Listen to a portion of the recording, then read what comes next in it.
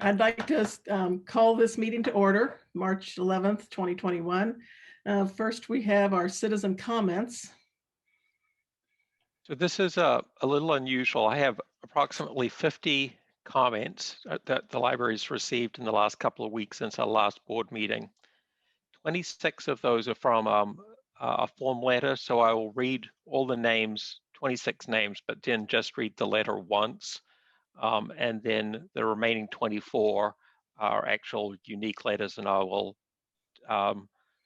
say the person's name who wrote that, then read their comments. And most of them are very, are just one or two sentences. So this will go fairly smoothly and fairly quickly.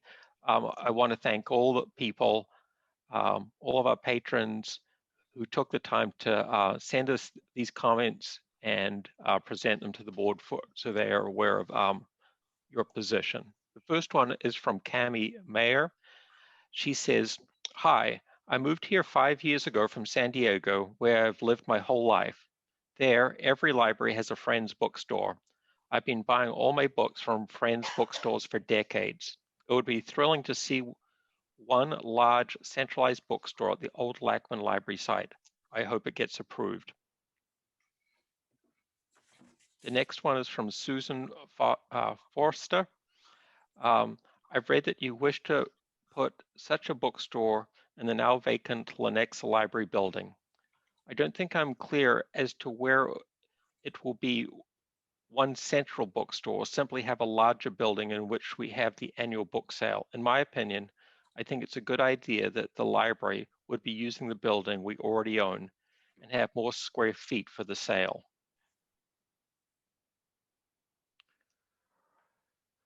Randall Burge writes, "As a longtime user and supporter of our library, I think the idea of using the old library on 87th Street is an excellent idea. Put me down for the volunteer list after it opens."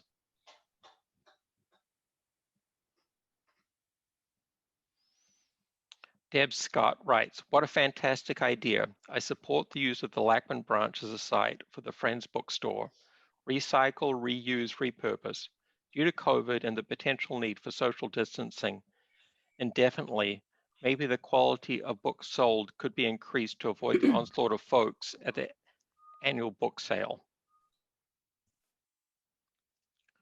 From Carolyn Poog, "I support moving the Friends bookstore to the 87th and Lachman location. If I understand correctly, this will mean closing the bookstores at the various sites. Whether you live close to the store at Antioch Library, I think one location makes sense, and I assume it would be cost effective. I look forward to the next book sale. I hope this can happen this spring/summer."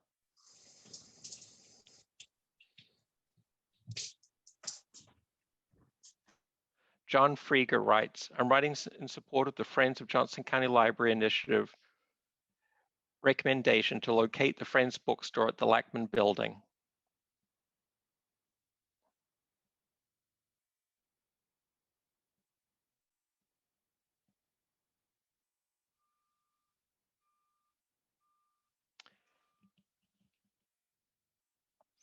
Karen Whitlow writes, "I'm writing in support of the Friends of Johnson County Library Initiative Planning Meets Opportunity at Lachman and its recommendation to locate a Friends bookstore at the Lachman building of the Johnson County Library. I volunteered at the recently closed bookstore at Central for several years and know firsthand how many patrons enjoy visiting and supporting the library through purchases and from donations to the bookstore. In addition, the Friends are major donors to the library and give thousands of volunteer hours every year.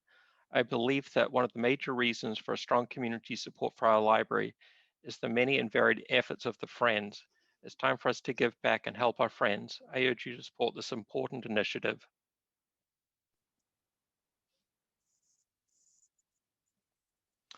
The next one is from Marsha Bennett.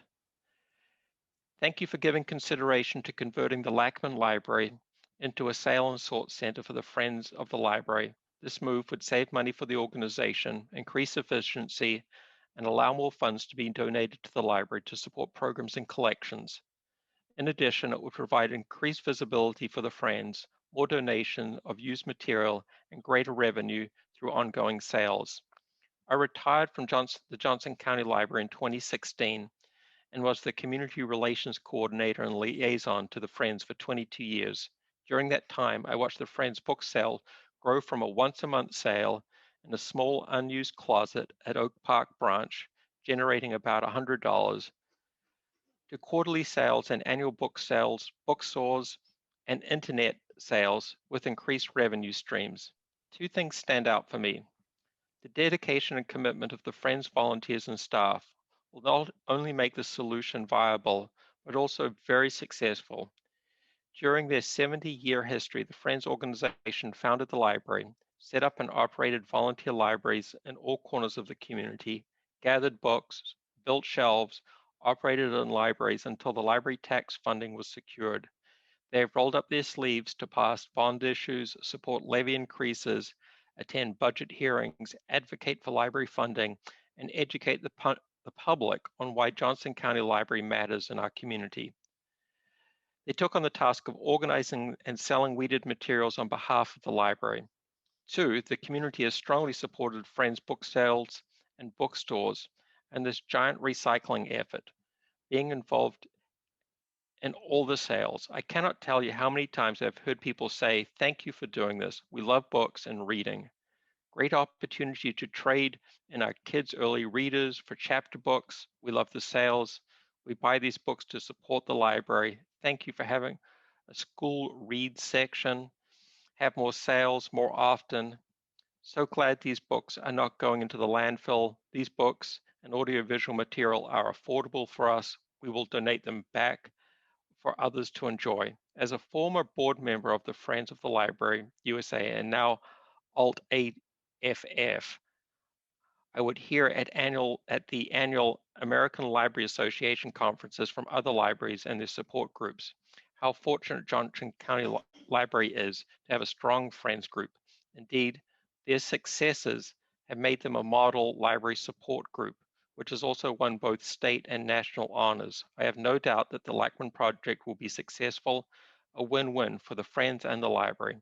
The work ethic and dedication of the Friends staff and volunteers, along with the support of the Johnson County Library, will make this a great community resource. I appreciate your thoughtful consideration.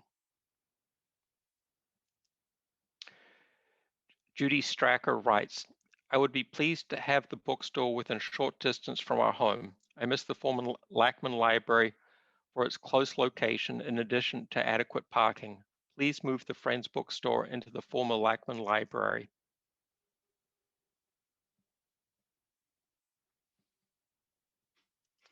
This is Mark Fosey.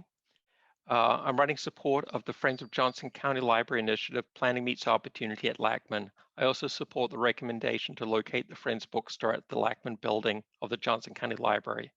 My wife and I travel from St. Louis whenever we get a notice of your used book sale. We use our library system to read magazines, newspapers, and check out books. The benefit to the community by purchasing used books and to support your local library is a great privilege. It's time for us to help our friends. I encourage your support of this important and forward-thinking initiative. And he writes from St. Louis.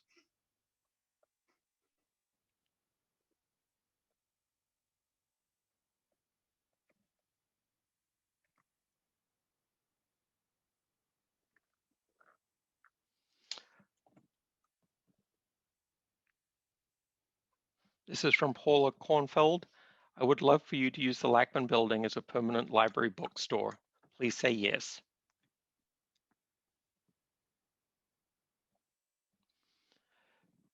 Bev Reeves Dunley writes, Dear Library Board, I support the location change of the bookstore concept and use book sale events to the Lachman Library building.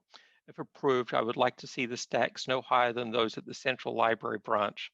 The stacks were also so close together at the last book sale there 2 years ago that only one person could be between the two stacks. I also like the idea of making books available to the community at low prices to enrich all of us and promote literacy.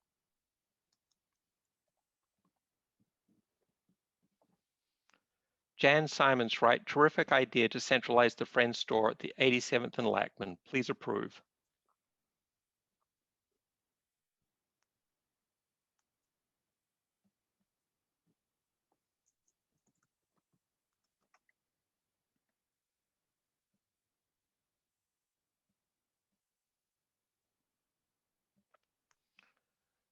Daryl Tyree writes, we would always approve of more library locations, provided that the locations we frequent on Mission Road remains open. That's from Daniel and Naira Tyree. Nettie Biggs writes, positives, lots to choose from, maybe more revenue, more buyers at a sale event, multiple sales registers, freeing space for other uses and branches, closer to the sorting center, thus restock faster, seating. Negatives, lots of customers, distance, more children, thus more tidying and cleaning, thus fewer seniors waiting to shop, thus more noise.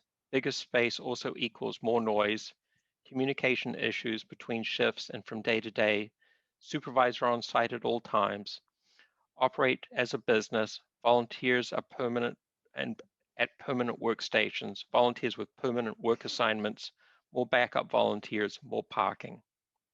And sorry, and that was also Paul Carlton wrote that also.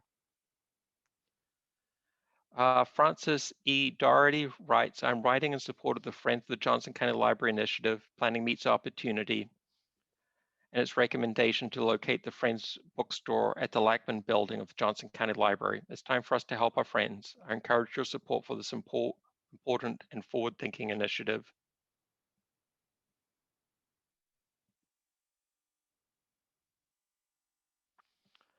Laura Whipple writes the cover, the actual template letter, but also adds her own comments at the end. And those are, it would be nice to have a larger building for library bookstores, for the library bookstore, and therefore have more of the donations for sales generating more revenue. What a wonderful opportunity to repurpose the Lachman building.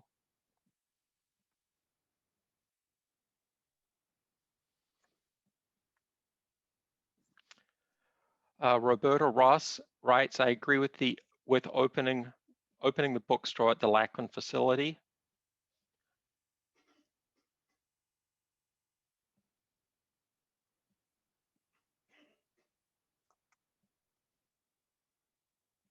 Cheryl White writes, yes to all things public library. Our family has used the Leawood Public Library for over 25 years, and we're happy every year to see the line in our tax bill that goes to fund the public library and new Friends of the Library bookstore in Lenexa. This is just one more benefit of living in Johnson County.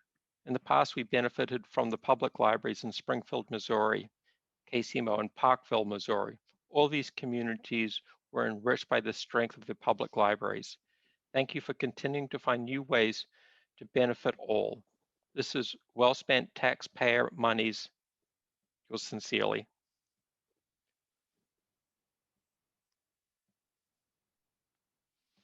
Okay, and the following people wrote the cover letter or the template letter.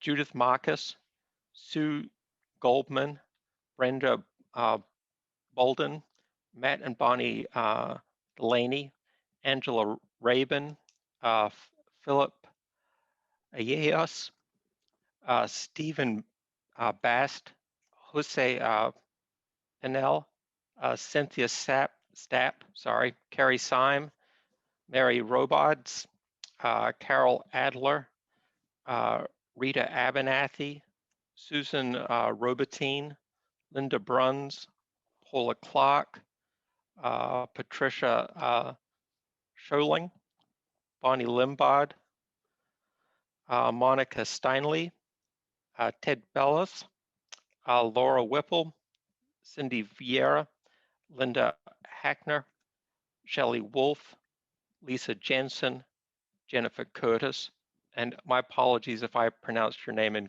incorrectly. They all wrote the following. Dear Johnson County Library Board, I'm writing in support of the Friends of Johnson County Library Initiative, Planning Meets Opportunity at Lachman, and its recommendation to locate the Friends bookstore at the Lachman building of the Johnson County Library. We get by with lots of help from our friends. The Friends are major donors to the library and give thousands of volunteer hours every year. They cultivate meaningful civic engagement with the intrinsic belief and the power of libraries to improve lives and communities. Passionate support for our library runs deeply through Johnson County thanks to the efforts of the Friends. It's time for us to help our friends. I encourage your support of this important and forward-thinking initiative. And that concludes the patron comments. Thank you, Sean. A lot of good support for this upcoming vote. Thank you to all the people who wrote in and voiced their opinion. Next, we have the members of the Johnson County Library Board of Directors. Do any of you have anything you'd like to share?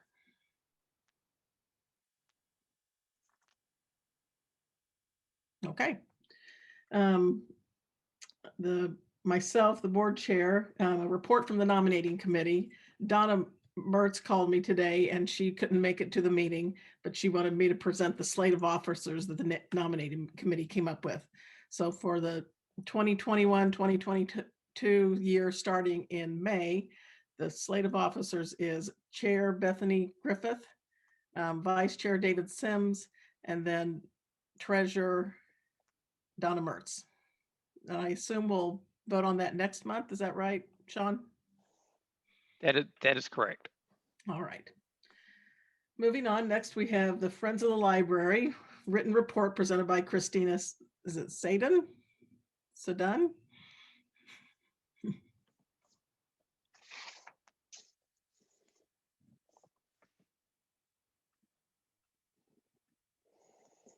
Christina? Anybody? You're on mute, Christina. There we go. Sorry about that. Thank you. Okay. So thank you, Madam Chair, members of the board, and Commissioner Hanslick and Mr. Casserly for the time to report on the Friends progress on behalf of the Executive Committee. Included in your board packet is a formal monthly report. What I'm going to go ahead and do is just highlight two big initiatives. The first is our Friends website went live as of March 9th. This is obviously for our organization huge. We thank the leadership advice that we've gotten from the library's IT and communication staff, as well as the work of our external vendors and the support of both Christopher and Sean in this key initiative. This website is extremely functional, easy to navigate, and allows us to actually conduct commerce where now we can sell our books directly through that website. We can still continue to use our third-party vendors like Amazon and others, but we can also control the sales process even more tightly if we want to. We can have membership renewal online. So those of you looking to renew your memberships, and we can recruit new members. So this, along with a new Friends newsletter that Christopher's worked to put together and implement, along with our new sales sorting system that we've put into place, have all allowed us to position our organization for the future, leveraging technology to both increase the amount of revenue that we can bring in, as well as to build our brand and to ultimately further enhance and support the library and the community's connection to the library. And that's really exciting. We've always been a very face-to-face driven organization, which we hope will continue. But this really moves us into 2021 from a strong position. So speaking of leveraging our technology, our internet sales continue to go really well. We have about 40 volunteers currently working to sort and scan the over 26,000 resources that have been donated through the library recently. In January, about over 3,000 of those met our criteria to list on through our internet, both our home website and through our third-party vendors. We have sold over 2,600 items in January alone. So our internet sales continues to be strong. And again, with all the work that has gone into this around leveraging technology, we feel like we are well positioned for the future. With that being said, in terms of positioning for the future, finding operational efficiencies, building our brand, we're going to talk about the Lachman project. And for that, I'm going to turn it over to Scott Syme, who will be talking about it more as the library's project coordinator. Thank you. Thanks, Christina. Hey, everybody. Scott Syme with the library. Thanks for the opportunity for Christopher Leach and I to speak with you today about expanded services at the Lachman Building. Christopher and I will present information to the board today that we gave to the Board of County Commissioners earlier in February with a couple of updates. I want to give you a few quick context notes before I get into the content. So we've tried to keep the library board updated during our planning efforts, and we know you have busy lives outside of the library, and we wanted to give you a refresher today. The library is currently using the Lachman Building temporarily for furniture storage related to the central renovation, and having that swing space has been helpful. We've also considered potential additional library services being present at the Lachman Building long-term. And more than a few library and county staff have contributed energy to this plan. It's definitely a team effort that's benefited from many perspectives. The Friends of the Library are the founding entity of our successful and popular library system. The Friends, as a library service, provide a doorway for community relationships, advocate for reading, lifelong learning, and building a well-informed citizenry. They increase visibility for volunteer opportunities and donations, which further the library's mission. A significant reorganization chartered in the Friends 2019 strategic plan seeks to consolidate operations at a single address to optimize business functions and expand our ability to support Johnson County Library. This project will sustain the Friends and the community work they do for the library. We're here to ask for your permission to relocate the Friends stores to the Lachman Building and to utilize reserve funds to improve the building for this purpose. We'll go ahead and turn it over to Christopher for the next slide, please. I'm going to welcome the former president of the Friends of Johnson County Library, Jennifer Curtis, to make some remarks. And then she will welcome Vicki Trott, former board member of the foundation, for her remarks as well. Jennifer? Thank you, Christopher. Good afternoon to you all on the library board and to Commissioner Hanslick. As Christopher said, I'm Jennifer Curtis, past president of the board of directors of the Friends of Johnson County Library. I have served on the board since 2018. So thank you for this opportunity to bring this proposal forward. As you well know from our frequent updates, the Friends have been undergoing a significant reorganization since the completion of our 2019 strategic plan. This plan was developed with participation of library and foundation leadership so that we could proceed assured of alignment of our missions, strategies, and goals in support of our library. That planning process took into account the library's stated goal in the 2015 Comprehensive Library Master Plan to include Friends functions in a library building during the life of the plan, as well as the reality that Friends stores would be closed at the branches during that period. The proposal that we bring to you today, ably presented by our library staff liaison, Christopher Leach, and his colleague, Scott Syme, is a tactical step on the path of our plan to consolidate operations into a library facility to become more profitable and offer more support to the library. That is our goal here. We are a very successful Friends group, yet the cost of that success in management of transport and setup and execution of sales and inventory management and storage is eating away at our stability. We cannot sustain it. And therefore, we are determined to take bold steps to continue our work on behalf of Johnson County Library. You will hear more about this in a moment, yet I really am so proud of it that I'm going to repeat it. Our Friends, through determination, passion, and hard work, have given the library more than $2.4 million cash since 1999, and we add $1.3 million worth of value to the library ecosystem every year. Now, the Lachman Building could be sold and that amount received once, or the library can commit to the long-term viability of the Friends and receive that $1.3 million and more every year for decades to come. The choice belongs to the library board and the Board of County Commissioners. Our future success at Lachman is in your hands.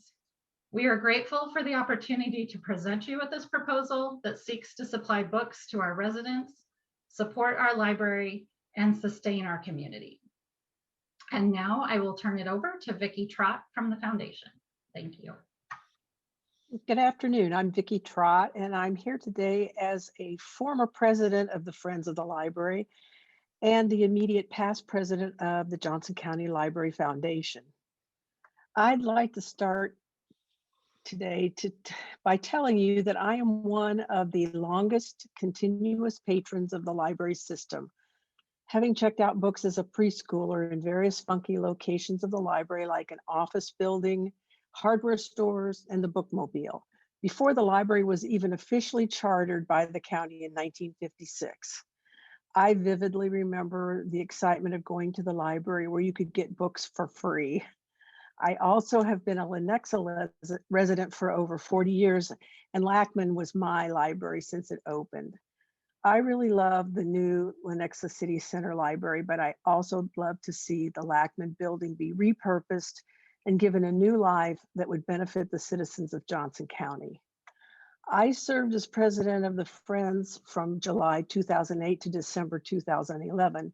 And it was during my time as president that the Friends moved from the sorting space from the Antioch Library to Pine Ridge Office Park because the library needed the space that the Friends was occupying for library staff. I know firsthand how the Friends supplies low-cost books in Johnson County, and in doing that, they also raise funds to support the library collection. As a library support organization, the Friends also sustains our community by building awareness of library programming and growing the library's base of volunteers. I'm here today to reiterate the foundation's support for this project because it helps to fulfill the foundation's mission to support the library.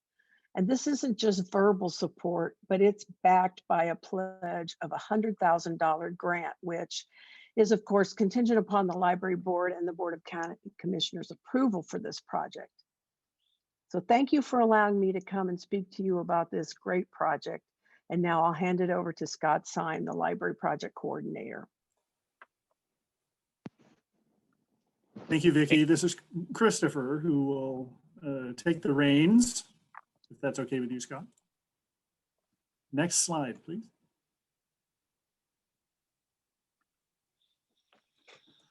Iterating some of what you've just heard from some of our wonderful public servants who volunteered to support the library for a long time.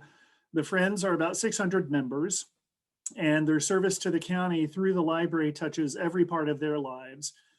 So there's a wonderful echo effect throughout their families, their churches and schools, and their workplaces. The Friends, as you heard, is the library's single largest donor historically. During the past 20 years, we've given $2.4 million in cash and more than $7.6 million in volunteer time, as well as $750,000 in-kind support to library programs and partners in the community.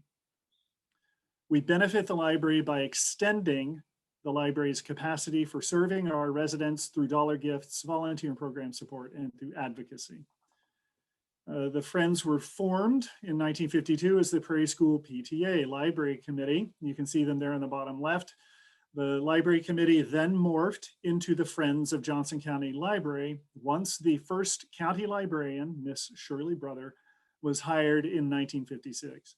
We were the library's first development department, and we've served the library since then from library buildings for most of that time. The Friends have helped to make the library the most popular county service according to the annual citizen survey for almost 70 years. And according to a 2015 study performed by KU, even those residents who do not personally, regularly use a library are pleased and eager to be taxed to support it because they know it benefits the entire community. This was one of the most astounding and rewarding facts to emerge from that study. The current operation structure that produces the success of the Friends in collecting donations, holding book sales, honoring memberships and volunteers presents them with a problem. Although they're fiscally successful and growing their business, they're a fragmented operation and profitability is being slowly and definitely eroded by managing this mosaic of success. They know that they need to manage down such scattered expenses so they can give the library more money. This proposal begins to solve that problem. It supports the library and serves the residents of Johnson County. Next slide for Scott. Thanks, Christopher. The Friends are the first and primary portal for Johnson County residents eager to give back to their community. On this slide, you'll see an annual breakdown of what the Friends provides. This total, nearly $1.3 million annually, is the cost of not solving this problem. And that's objective dollar value. Annually, this includes the Friends payment to the library for weeded library materials, which solves a real problem for the library, disposing of discarded material. It also gives these materials a chance for a second life in the community. The weeds management is the service cost for overseeing this weeds library weeded material program. Next, evaluation of nearly $600,000 annually in volunteer labor, which our community willingly provides. The Friends provide in-kind materials to library services and programs, such as outreach to incarcerated populations, book clubs, and family bookshelves in Department of Health waiting rooms. The Friends also provide in-kind materials to community partners. In 2019, that totaled 2,700 boxes, or about 110,000 books. Among those 50 or so partners include Big Brothers Big Sisters of Kansas City, the Convent of Christ the King, Village Presbyterian Church, the Family Conservancy, Johnson County Adult Detention Center, and the Lansing Correctional Facility and Leavenworth Penitentiary. The Friends also recirculate donated materials and library weeded materials back into the community. In 2019, the estimated value of recirculating those books was $500,000. Many citizens want to use the library to check out books and bring them back, which is wonderful. At the same time, building a home library of treasured titles is a lifelong pursuit too. The Friends of the Library is able to provide this ability to all of our citizens at a bargain price. Altogether, the annual cost of not acting is nearly $1.3 million. Over the 10-year proposal duration, that value is nearly $13 million. To lose the Friends to a creeping decomposition by accumulated expense is to lose the history and the legacy of the library, and to lose one of the most popular and productive reasons our community has to hold their government in high esteem. Next slide, Christopher. Thank you, Scott. Until 10 years ago, the Friends were housed at the Antioch Library in Northeast Johnson County. Our services outgrew that building to include large community sales at shopping malls or colleges and bookstores at 3 of the library branches. Eventually, we were asked by the library to vacate to make office space available, and we moved operations, excepting the bookstores, off of library property. This is how we became $50,000 a year tenants of a local office park.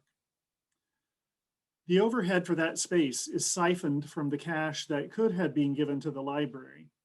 In our 2019 strategic plan, developed with library and foundation participation, we proposed to take some smart business decisions about how we offer our services on behalf of the library, manage expenses down so profits can continue to climb. The Friends had been operating inventory management and sales from 5 different addresses, which you can note on the yellow dots on the accompanying map. This is inefficient and unsustainable. The Friends, being a market-tested and growing business, are taking deliberate strategic steps to maintain our success by improving internal systems in preparation to merge these 5 discrete locations into a single sort-to-sell facility. We work at industrial scale and we need commercial size space. 600,000 items or 21,600 cubic feet of books. That's a 1-story, 2-bedroom house, solid, that volume of books pass through our facility every year, managed with thousands of hours of volunteer time. Our little library bookstores may look quaint, but they do not reflect the scale or the ambition of our project. Counting storage, we currently occupy about 14,000 square feet in these various locations. Relocating the stores to Lachman at 17,500 square feet gives us space to operate from in that one footprint and to provide oversight for complementary library functions and new programs that could be developed in that space. In 2015, the Comprehensive Library Master Plan, approved by the Johnson County Library Board and the Board of County Commissioners, the library promised the Friends a home space. That same plan indicated its intent to close the Friends bookstores at the branches. And all 3 bookstores were located in branches that were going to benefit from the attention of the Comprehensive Library Master Plan. The footprints of Monticello and Lenexa, outlined in shocking pink lines on your map, are right-sized to those communities and did not permit the recommended square foot per capita agreed upon in the plan and the Friends operation. The Friends made a proposal to get into the new Antioch building since it was in the neighborhood. That was unsuccessful for largely the same reasons. The Central bookstore closed this past October. Antioch will close in a year, and Blue Valley, when that branch is soon replaced. These stores account for 34% of Friends' current revenue, and we can't wait until they're gone to act. The library's comprehensive master plan implementation has flexed variously over the past 6 years to take advantage of opportunities as they present themselves, such as at the Lenexa City Center and the Merriam Community Center. And as a volunteer Park and Recreation Advisory Board member in Merriam, I have to say we're very excited about the library moving on to the community center campus. At the time the plan was developed and approved, again, 6 years ago, the library noted the opportunity to sell the Lachman building to offset clump costs. Lachman was not at the top of the list at that point, then was accelerated somewhat by the opportunity presented at Lenexa City Center. The Friends want to emphasize an accompanying value point. One-time sale of a building will provide only 1 year's worth of the value the Friends give the library every year. We know our county budget is large and multifaceted, and spending ranges widely on services and facilities that serve we residents and enrich our community in a variety of ways. Works of public art, rental of a mass vaccine site, large commercial properties that are ripe for reuse. It is the Friends' hope that the modest amount of surplus funds, not new money, requested for this purpose can flow into this multi-channeled stream and that they can continue to do good for Johnson County Library. Several things specifically have happened that give the library a fresh and unique opportunity to reconsider selling the Lachman building. Changes in clump execution will close the Friends stores sooner rather than later. The Lachman building, owned by the library board, became available concurrently with the Friends plan, indicating the wisdom of consolidating functions.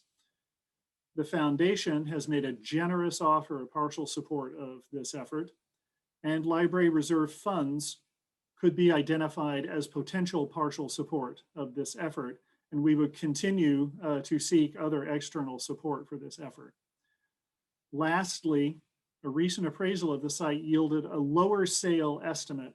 COVID has hit commercial real estate as it has touched every other part of our lives. This is an opportunity to make a currently underused county building a revenue producer and a service asset to the neighborhood and the county. Next slide for Scott. Thanks, Christopher. Okay, I'll talk about in a little bit of detail about this next one. So the Friends are asking to consolidate their 3 retail locations that are already in the library. As Christopher mentioned, one at Central is already closed for the central renovation work and will not reopen. The other 2 locations, Antioch and Blue Valley, will be closed on a timeline dictated by future construction projects, anticipated to close both of those by 2025-26. I'll talk a little bit about the proof of concept that we've seen so far. Some of the internal and process improvements indicated in the Friends strategic plan. They've changed their inventory management software about midway through 2020. This software looks up online sales value of received materials. The Friends online sales division represents about 34% of revenue. So far, month to month, the Friends see a 150 to 200% improvement in online sales. In some weeks, it's 250% improvement. The software allows us to look up more prices on more goods and allows us to sell more saleable items. 80% on average of what is listed is sold within the first 30 days. We're very pleased with the performance, and it keeps improving month to month.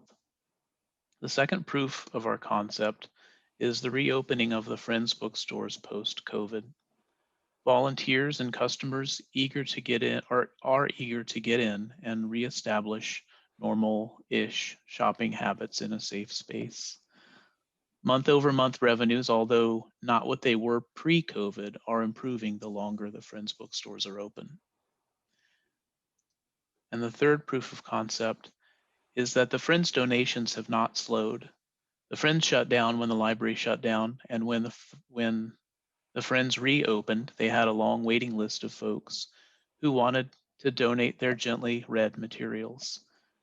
The Friends have hosted several large-scale donation events with wait lists of 75 to 100 people and have daily drop-offs at the site of bags, boxes, and larger shipments of material from throughout the county.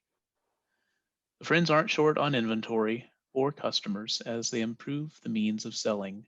They also continue to see excellent performance and are striving to, with this proposal, consolidate even more.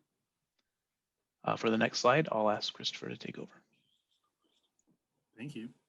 This slide examines consolidation of the existing square footage of bookstores into one space, and that would be the light blue section of the floor plan you see illustrated on the left. This is phase 1 of the consolidation plan that we have outlined. It's viewed as a field test.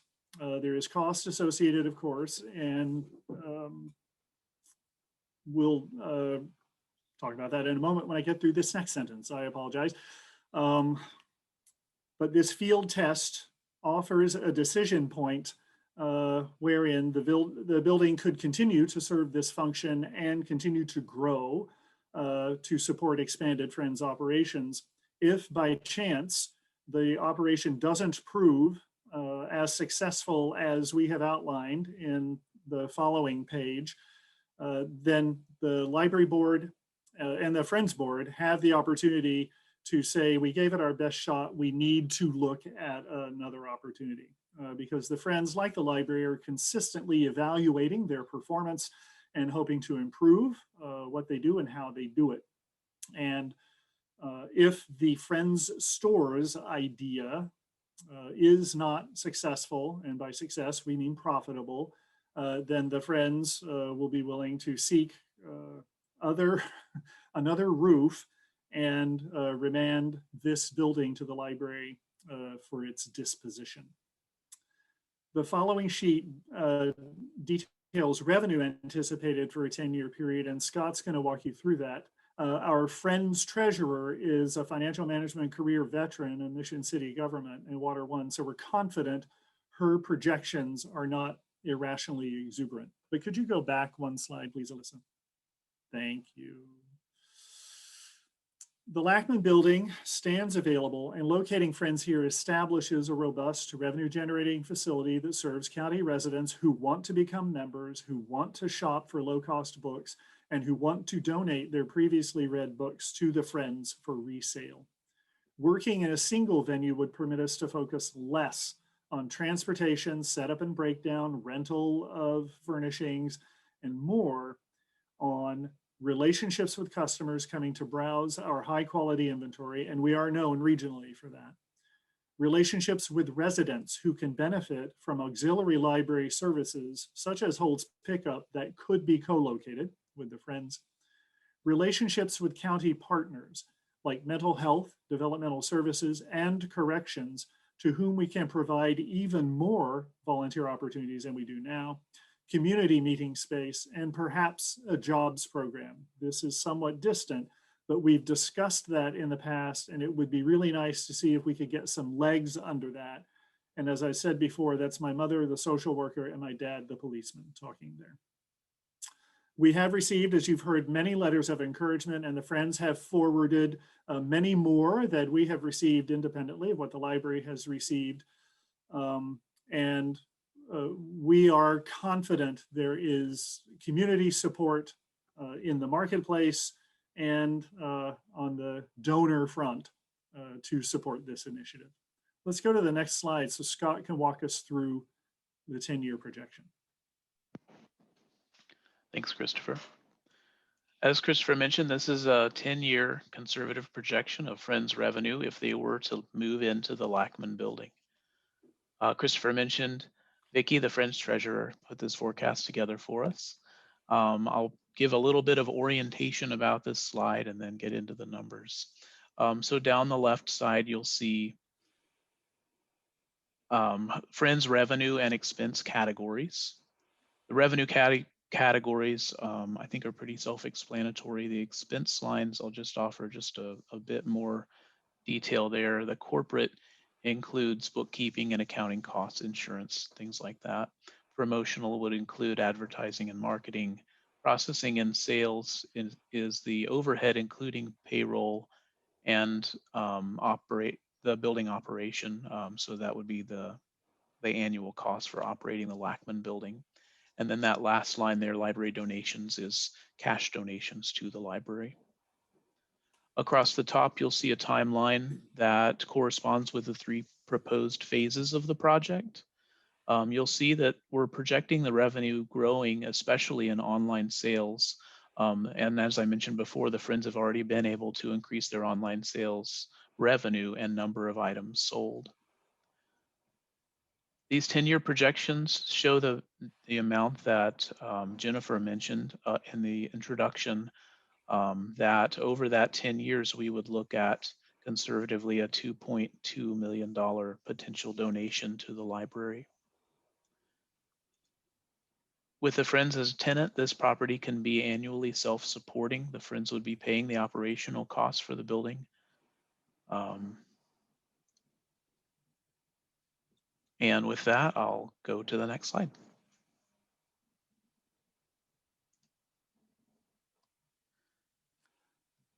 Okay, so this is a high-level view of the financials of our 2 options. The first option would be selling the Lachman building, and that 1.3 million, as Christopher mentioned, is a one-time revenue source from the sale of the building. That value is based on a property appraisal that we had done over the summer of last year.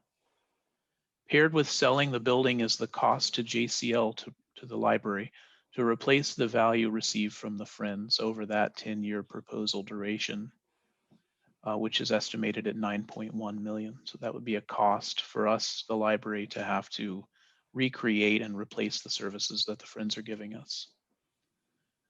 I'll move down to that next box. What I'll call option 2 shows the value added by the Friends over 10 years were we to locate the Friends at Lachman. That includes cash, goods, and services. That's the 14.6 number. And then right under that in red, the 6.2, that represents the anticipated cost for deferred maintenance and tenant improvements, broken into 3 phases over 10 years. So our recommendation today is to allow JCL, the library, to use reserve funds for that phase 1 so that the Friends can occupy the Lachman location. That 8.5 amount at the bottom of the screen is the positive value difference between the anticipated value added by the Friends over the lifetime of the proposal 10 years, minus that deferred maintenance and tenant improvement cost above. And with that, Christopher and I will catch our breaths and listen to any questions that you might have for us. Bethany Griffith, I have a question, Scott. The cost to JCL to replace the value received from Friends, that 9.1 million, we're talking about we would have to increase our budget or ask for more tax money to cover that. So that's real money we would have to ask the county for in order to provide this service ourselves instead of it being volunteer work, is what we're talking about with that 9.1 million. That's right. That includes several things. It includes the lost revenue from the Friends purchasing the library's weeded materials. It includes the Friends not overseeing that weeds handling program. Bethany, as you mentioned, the biggest value there is the lost volunteer value that we would have to request more staffing to fulfill. And it also includes the value of the free materials the Friends give to library services and community partners, and then the Friends staff management of the services the Friends provide. Okay, thank you. Any more Hey, Scott. questions? Yeah, Scott, or whoever wants to answer it, this is David Sims. My first question is, are you saying that if we were to vote no on this, the Friends would essentially cease to exist?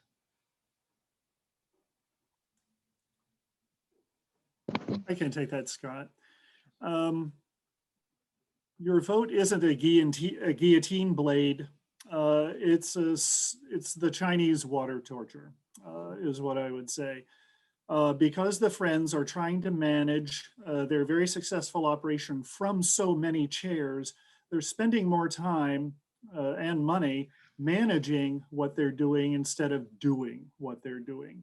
And if the library cannot, as the umbrella organization and the sole reason that the Friends exist, bring the Friends back under their operational umbrella, the Friends will weather, erode, crumble away because they're running in circles trying to pay couriers and rent furniture and tents for outdoor sales, as opposed to focusing on accepting donations, working on community relationships, and supporting the library. Okay. I've got a couple others, but if somebody else wants to weigh in first, go right ahead. Sure, David, I'll weigh in. Fabian Shepherd. So I had the same question when I listened to Jennifer Curtis speaking when she made the statement, which was pretty emphatic, that it could be sold and we receive the $1.3 million once, or it can be repurposed and we receive it annually. I don't see that, and thank you for explaining that as a Chinese water torture rather than a guillotine, Christopher. It does continue to preserve the stresses that Friends currently appears to be under. But I'm also wondering, and I cannot remember the details precisely from the information, all of the data that we got, like drinking from a fire hose. Are there not other commercial properties available at 17,000 or 21,000 square feet in Johnson County? I don't know how extensive that search was. I think Scott and I can both speak to parts of that. The Friends have been on the lookout for such a space for some time. And additionally, when the library praised the property, they looked for comps, of course. And there is surprisingly little that accomplishes all that the Friends hope to in this space that already does that. Offers a retail-friendly customer environment, ample, if not generous, parking. A commercial loading dock would need to be one of the tenant improvements, but there's sufficient space for sorting the vast amount of material that the Friends receive onto shelves, as opposed to where it will be inventory storage like you have at any big box store, as opposed to renting another inventory storage site and having to touch and retouch and transport material there for storage until it's available for sale. All of the pieces of the Friends operation fit squarely nicely and with room for growth into this facility. Whereas commercially, what we're finding is great retail, no back room, super loading dock, very little public space out front. Parking for 5 as opposed to parking for the 150 to 300 that we welcome hourly into one of the Friends seasonal sales. So there's a perfect storm of qualities that the building will require, as outlined in the real estate planning document that's in the big 70-page booklet that you got, the study performed by the Clark Anderson Partners. Scott, I don't know what you can offer in addition to that. Thanks. I think that was a really good summary. As Christopher mentioned, we did look at comps for rental and purchase locations. And while we did find a lot of availability for lease, there was relatively few that were available for purchase. And I guess the part that I would also want to say out loud is there would be a cost to purchase the building, and then any building that we would purchase would need a different level of interior and exterior improvements, including maintenance over time, and it would be different for each potential property that we find. Scott, if you'll, thank you for saying that. Fabian again, if you'll let me follow up, I absolutely concur. Any property you purchase is going to require some improvements, some modifications, as well as the continued maintenance over time. That's no different than the Lachman location. In fact, I think it could be more so, and in fact, possibly exhaustive at the Lachman location, because we've already discussed the requirements that would be there to get it up to ADA compliance. We've talked about things like the parking lot, the curbs, that maintaining that bituminous material on the surface of that lot. We're now keenly aware of what the HVAC costs on these buildings because we're dealing with that now. So I'm not sure that selling the building and then making a purchase and then applying those modifications to another facility that we purchased would be more costly than what we have to deal with potentially at Lachman.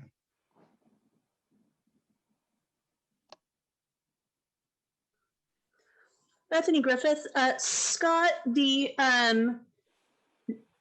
overall footprint of lenexa is like 17,000 square feet, right? That's about right. Yes. What is the of new, Lachman? Sorry. Sorry, Lachman. Yes. The new building that we're planning at Antioch is what kind of square footage? The new Antioch replacement building is roughly 15,750. And what is our projected budget to build that new? Projected budget for Antioch replacement, if I'm remembering right, is about 13.68 million. So basically a brand new building tailor-made to what we want would cost the Friends 13 million to have something that basically forced a whole lot less that we already own outright and can do phased, gets us the same thing instead of new. That why we're not looking at a new building, or why we're not looking at adding it into our new builds.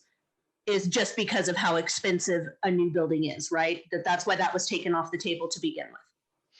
I think specifically for Antioch, we looked at the amount of square footage that we felt was possible to get on the site, coupled with the desire to keep it 1 story and not 2. And that's what led us to the, and looking at the comprehensive library master plan recommendation for square footage for that building, which was around 15,000. That's kind of what led us to that decision for Antioch, if I'm remembering Yes, right. but instead of building something new for the Friends, what I'm trying to do is establish mentally for everyone what a new building would cost us if that for the Friends. Because we're talking roughly what commercial space would be something that someone else built. The reason we didn't look into building something new is because of how expensive it would be. I think we hadn't looked into a brand new building at all, really, for the Friends at this point. Sorry. Because one of our new libraries would cost 13 million. Yeah, I might interject. So part of the capital library master plan, we looked at where it was possible to renovate. We should, because it's cheaper to renovate than to build new. And when we couldn't renovate or expand, on a building, and then we went with a new building. And so that was baked into the capital plan just to be able to control cost and the burden that we put on taxpayers by doing a renovation. And you'll see that within the comprehensive library master plan. And so the feeling with Friends, we had talked about a sorting center, but we thought the cheapest way for us to do that was to actually look for available existing space rather than building new, because you're absolutely right, Bethany, the most expensive way to get square footage is to build from scratch. Does that, Okay, thank you. does that I just wanted to have all of this clearly laid out in terms of the thinking about how we got here, is that it's prohibitive cost-wise to build the Friends a new building. That we are losing the current square footage because of the comprehensive library master plan and our new builds. And so by, 24, 26, there will be 0 Friends locations that will have space if we don't do something now. Yep, I think that's an accurate assessment, Bethany. And so then what we're looking for is then what to do with that. And so the first part of this is keeping what we've already built as it is, and how can the library support what it is currently. And if we don't, then they'll either completely have to retool. And then we have, as a library board, a whole bunch of problems to start solving, including weeds, replacing the massive amount of volunteer hours. And some of the problems we would be then left to solve will require actual tax money to do it. Versus right now, what we could do is use our reserves to invest in the Friends to long-term keep the services that we have and the functionality that we have now. Is that roughly where we are? Am I missing anything? No, I think that's again a really accurate summary. Okay, excellent. Thank you. This is Wayne Burke. I've got a couple of questions. So I guess, first of all, that money in reserves, though, that is taxpayer money, right? Is that correct? Yep, that is correct. But it isn't a tax increase. I understand that, but I'm just making sure that people understand that is taxpayer money there. No, without a doubt. It's just not, we wouldn't, if we don't do something to replace the services, we would have to ask for more tax money or cut services. I understand that. The second question I have, the 500,000 for the first year, does that put us at, are we ADA compliant with that amount of money for that first phase that we're going to have to spend? That 500,000 would include areas of the building that need code related updates. Yes. So after that first year, we would be ADA compliant. Is that what I'm hearing? Yes. Okay. All right. I have a couple of other questions, but I'll pause and let somebody else ask. I guess it's my turn again. This is David Sims. What percentage of the Lachman Library would be used by Friends? I think you said what, 17,000 square feet, correct? Right now? That's right. The whole building is it's a little over 17,000. And at first we would look at, sorry, I can't remember what slide it's on. We would look at really most of the public, if you think about what Lachman looks like, most of the public floor plan would be kind of phase one. Yeah. That's Like, it. I guess maybe even going forward beyond that, how much, I mean, would there be space for, extra meeting room? Is there a space for if the library needed some of that on a temporary basis, 5 years down the road, something like that? Or do they plan on using the full amount for maintaining the books, the inventory, plus the book sale floor? Or what are your thoughts on that? Well, the ideal situation would be the Friends operation explodes and is bursting at the seams at this building because they receive so many donations and are processing so many online sales. If the entire Friends operation were consolidated into this space today, we're looking at about 14,000 plus or minus square feet that would occupy, indicating that there is room for the existing meeting room to continue to function as such and be available for the public or for other county agencies or groups with whom we're allied. And there's been much discussion internally of dedication of space for some auxiliary library services such as holds pickup, the occasional story time, a Friends-sponsored author event in the stacks. We very much are looking forward to enlivening the space as a small B branch of the library, not a large B branch. Everything that makes the library as dynamic and valuable as it is, we want to see personified in this space at the same time. And the Friends would have the opportunity to build many more community relations bridges because of this public face that is hampered by moving among many spaces and occupying very small footprints now. Are there any other libraries around the country that have a dedicated Friends store? I kind of did a quick Google search, and certainly lots of Friends stores around, but most of them seem to be held at the library. Is that correct?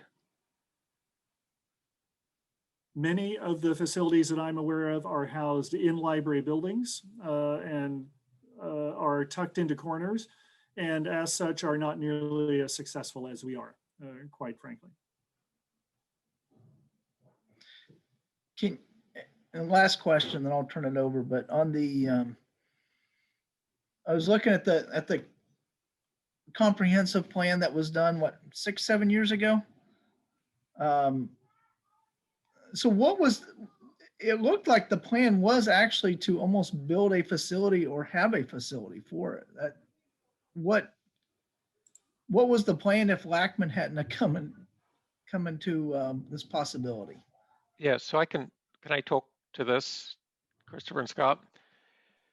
So what was talked about in the comprehensive library plan was creating a sorting center where all the library material would be sorted and then redistributed out. And within that, it would be a sorting center from the library side, but combined with the Friends. So here we could use one dock, but it would be able to serve both purposes, and we could automate and be able to share conveyors and not have to replicate. What we did, and this ties into the central staff space consolidation that we're doing today, is we worked with a company that does logistics, and that company was called Caprock, and they produced a report to the library. And what they said was, you can save money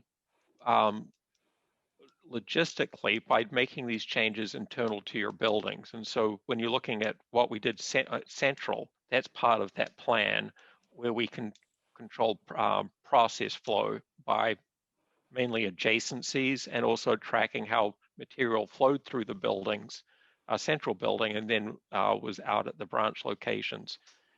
That left the question for what we were going to do with the Friends, and we had not answered that. We're not completely finished with all the findings from the CapRock study, and that we continue to implement those. Most of them will be implemented, I believe, when Central reopens. And we had not yet addressed the Friends issue, but we knew it resided, and I think that's what really was the catalyst for us looking at Lachman, to understand what our options were and if this was a economic possibility, and that if it was it feasible, and was it going to be economically viable? Thanks. How much are you spending renting the facility right now, the sorting? $50,000 annually. Thank you. I'll let somebody else ask a question if they want. Yeah, I had a question for Christopher Leach. So we talked about this trial period. How do we know if that's successful? What constitutes success? We measure our success, or our key performance indicators are levels of donations, numbers of customers, and volume of sales.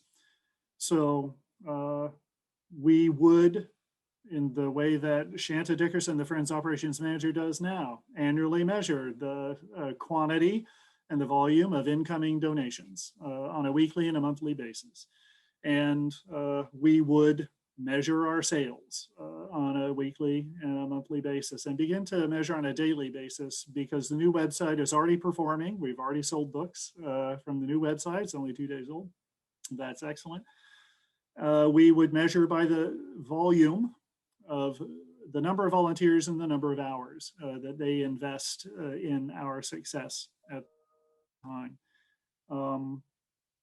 It's not intangible how we measure the success of this performance. It's pedal to the metal. Are you selling enough books? Are you making enough money?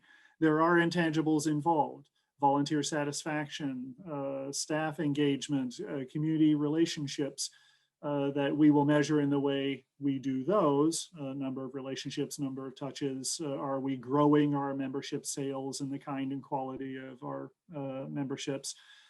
Building relationships with larger, more noticeable donors and supporters in the community.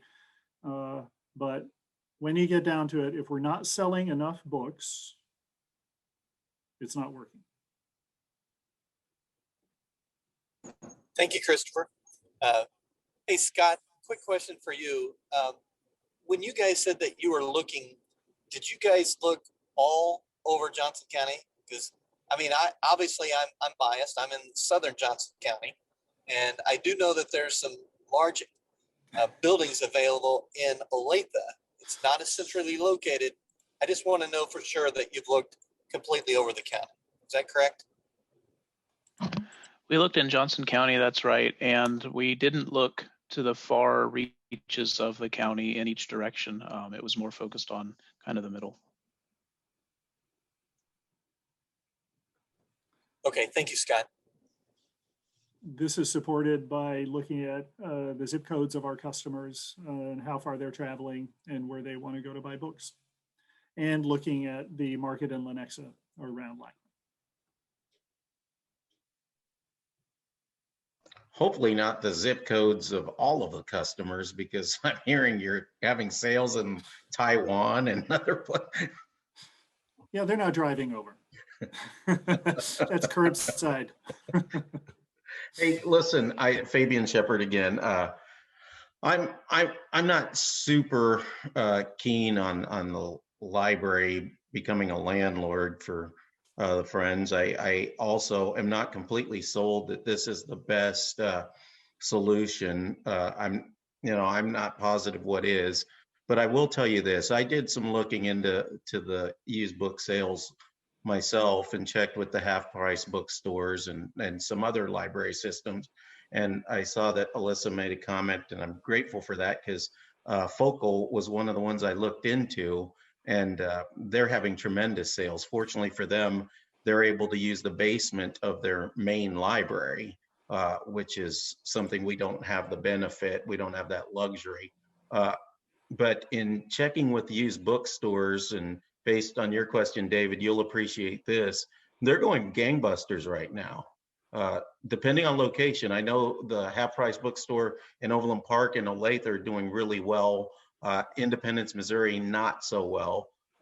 But as far as our immediate area, being in the business of selling books for $1, $2 is pretty good business to be in right now.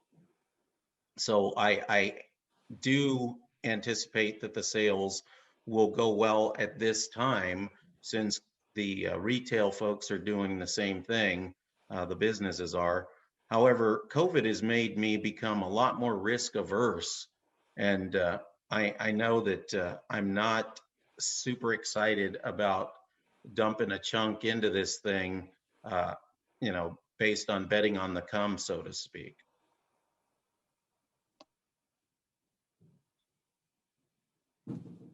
Scott, I have one last question, and I promise I won't ask anymore. Have we looked or considered a lease to buy, where we basically, I understand what Fabian's saying. I don't want to be a landlord, but when we look at this 10-year period, and I look at $6 million that's going to go into this building, part of me wonders, do we set up some kind of way that each year that the Friends pay for a portion of it, and that at the 10 years, they completely take over the building, and then they take over all expenses, all deferred maintenance, all that. Is that something that's been discussed or considered? That's a good question. So we looked just at lease and just at purchase, not a lease to buy situation.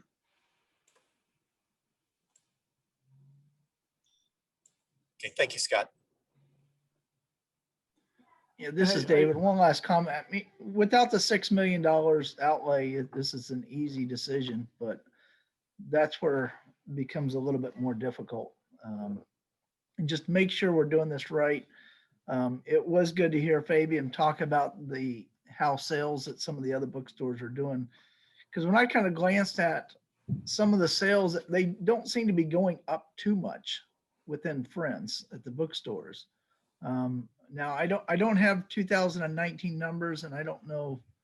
Obviously, 2020 was a completely different beast.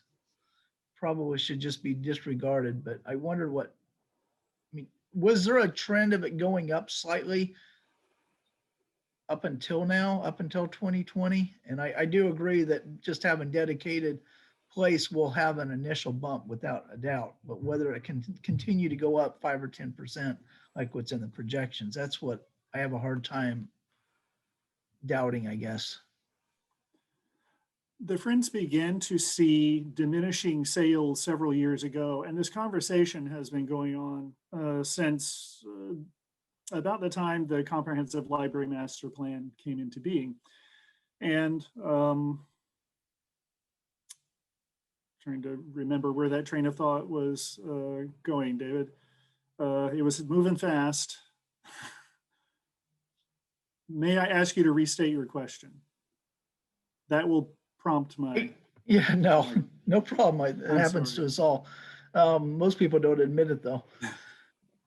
No, I think the question basically was, how sure are we that, yes, even without the initial bump up, just because you've got more dedicated site, you can do more book sales. I don't doubt that, but whether it'll continue to go up, I guess the reason I'm looking at that is I'm not sure they were going up before. They seem to be pretty stagnant, unless I'm wrong. And like I said, I don't think I saw 2019 numbers.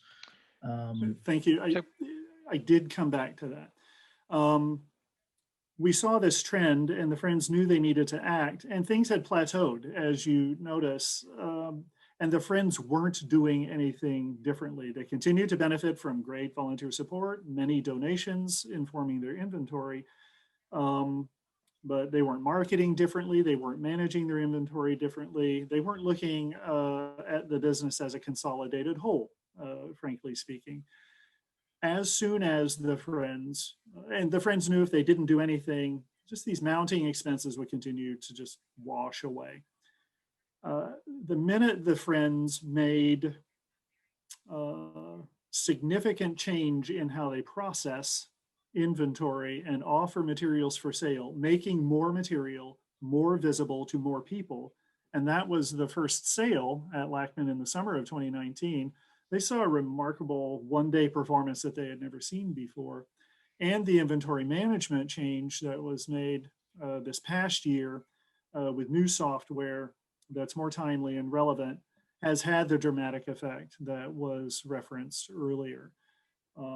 Because the Friends are thinking holistically, it is believed that they can encourage performance up in a market that's already rich because they're not burdened by essentially this millstone of unmanageable overhead.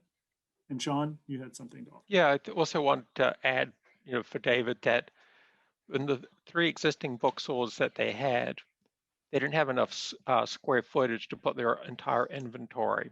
And so much of their inventory was stored in a container. With this proposal, they're able to put all that inventory on shelves and make it available for sale. And I think that was when the study was completed, that was the one thing that I noticed, that it was a change in business, which is that their entire inventory would be available in this bookstore, in this proposal, for someone to come in and purchase the book.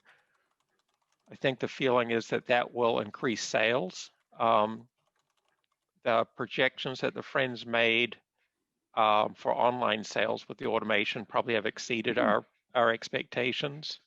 And then the market analysis done on within that primary market of the money people are spending today on reading material and just the general traffic would lead to say that those sales will increase. So there are a couple of factors coming in, but the primary factor was having their entire inventory available for sale to customers.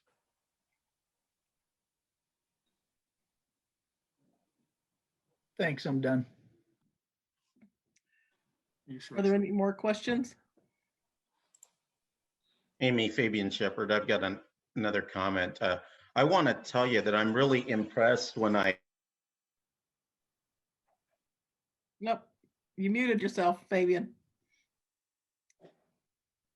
Fabian, Can you hear me now? there we go. All right. I just wanted to let you know that I'm really impressed with all of the data I get from Friends and Friends' contribution to the library. I think it's spectacular. It's something each and every Johnson County resident can be proud of. And so my support behind Friends is extremely vigorous.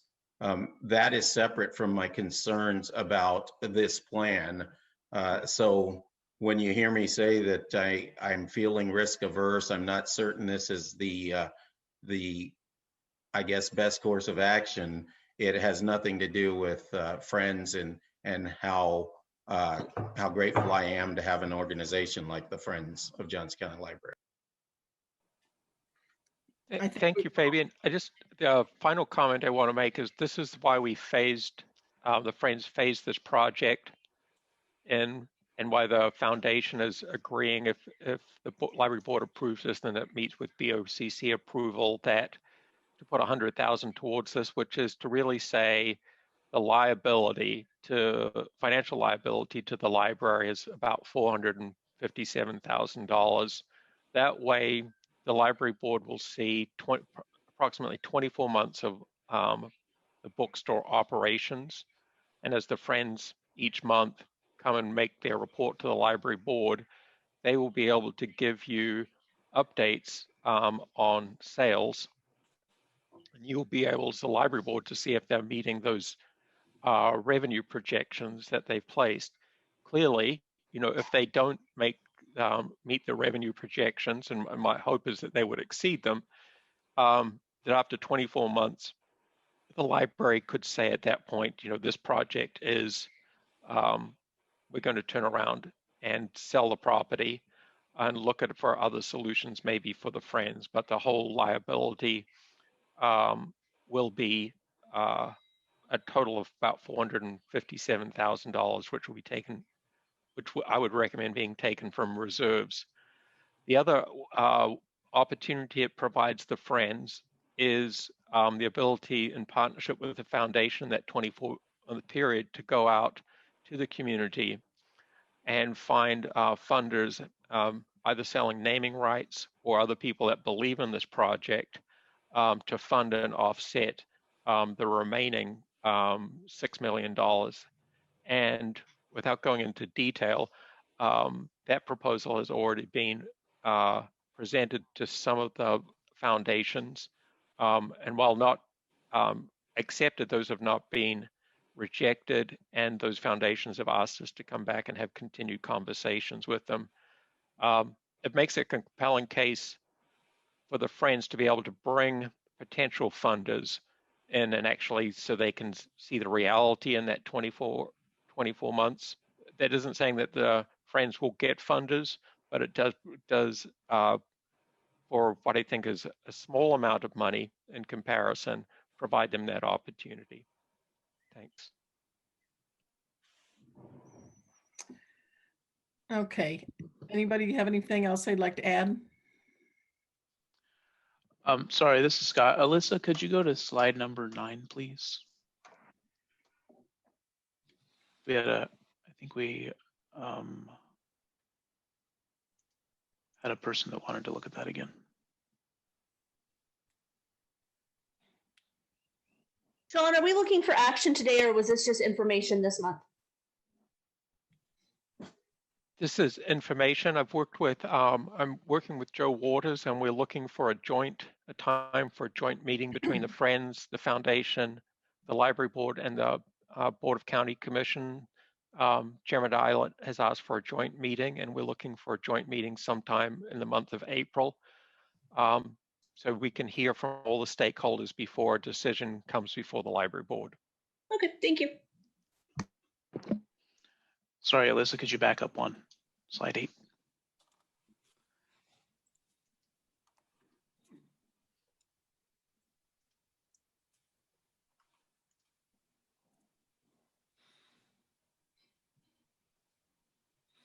Okay, I think we've got it figured out.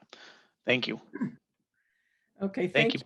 Thanks, Christina, Christopher, Scott, Vicky, for the very good report. I appreciate all the information, and I ditto what Fabian said. We all are in support of the Friends and want to get them working the most efficiently way as possible. So hopefully we'll be able to come to a decision on this in the next couple months.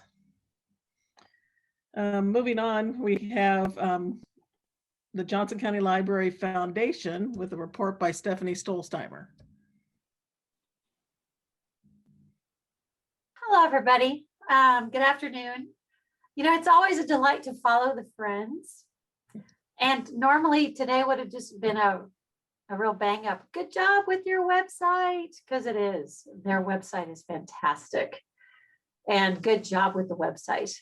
And just as a follow up, I want to thank Christopher and Scott and the Friends for that remarkable report on the Lachman opportunity.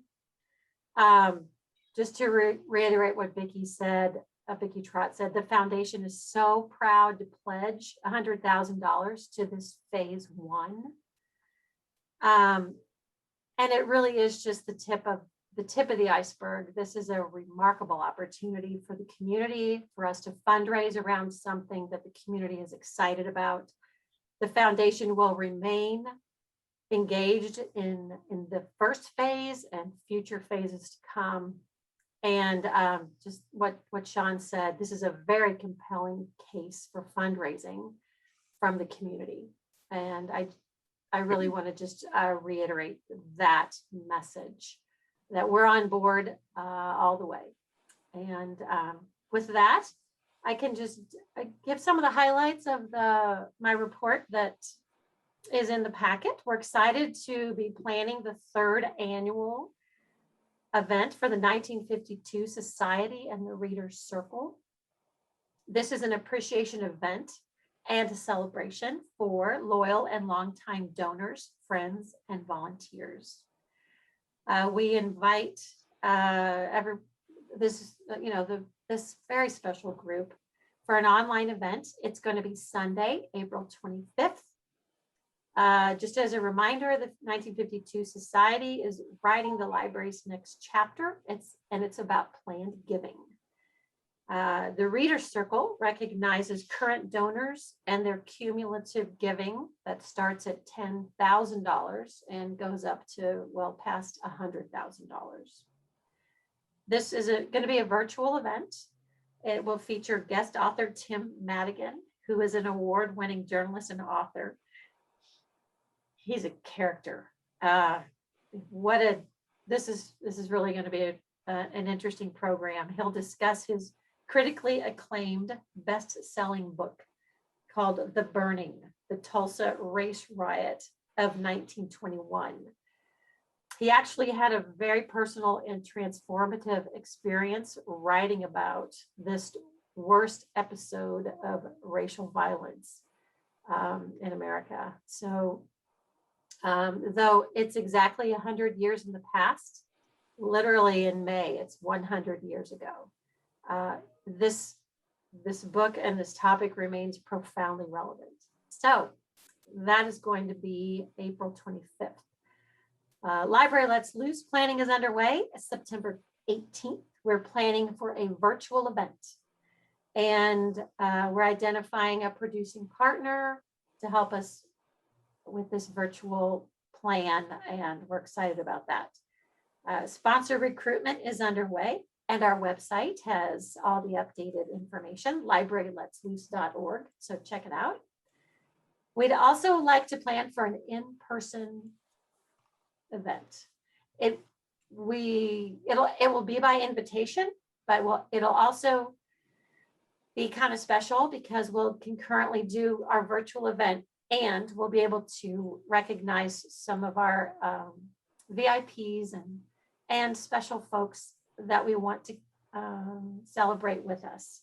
So I would like to ask you to consider closing the Lenexa City Center branch September 18th. So we have submitted a briefing for you and you'll be asked to vote on it later in the meeting. And I can answer questions at any point in time for that. And just finally, the Race Project KC continues to be a very popular program. And it's just a thrill to have donors line up to want to support it. The most recent grant we received for Race Project KC is from the Freedom Frontier National Heritage Area, and it was a $5,000 grant. That concludes my report. Does anyone have any questions?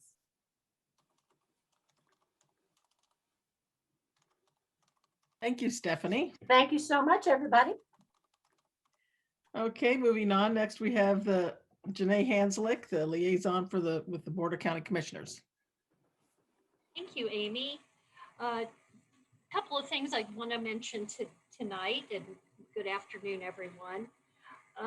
First of all, I want to give another shout out to Fabian's uncle, because I finished reading his newest book called Runaway, The Daring Escape of Oni Judge. And it's a children's book, but it was really eye-opening and thought-provoking. So if you haven't had a chance to put it on hold, I have returned it. So it's at the library, and I encourage other people to read it. I look forward to more works by your uncle, Fabian. Good writer. Secondly, I wanted to just give an update, excuse me, in regard to COVID and vaccines and those issues that, excuse me, may be on your mind. first of all, the vaccinations are going well. This week, we are vaccinating people up through phase 2 and tier 2, which includes grocery store workers, restaurant and bar workers, bus and transportation workers, and those kinds of, excuse me, those kind of folks. And we're going to soon be able to put on our website a new online interest form for people eligible in phases 3, 4, and 5. So keep your eye out for that opportunity if you are like me in one of those phases. We've essentially finished vaccinating school staff, which is a very exciting accomplishment, and just in time for kids go back to school. There will be probably some important decisions made over the next couple of weeks. The county's public health order expires at the end of this month, as does the state's order. And so we'll have to be making some decisions about where we go from here. We have had some conversations and are looking and actually have begun. How do we begin to gradually pull back from those public health orders in such a way that we don't undo the amazing progress we've made, but at the same time we start moving ahead to recognize that our stats and our numbers are looking very, very good. So more to come on that. I did want to mention that on February 18th, the Friends of the Library, Scott and Christopher were there, did give a presentation, very, very similar presentation to the Board of County Commissioners.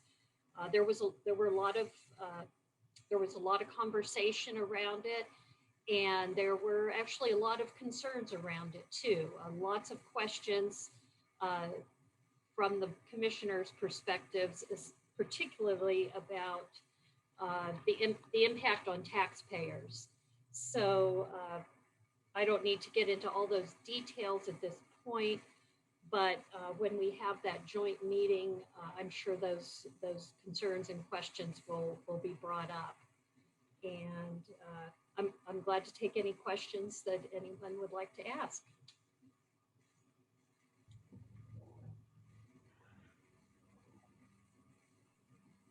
All right. Thank you.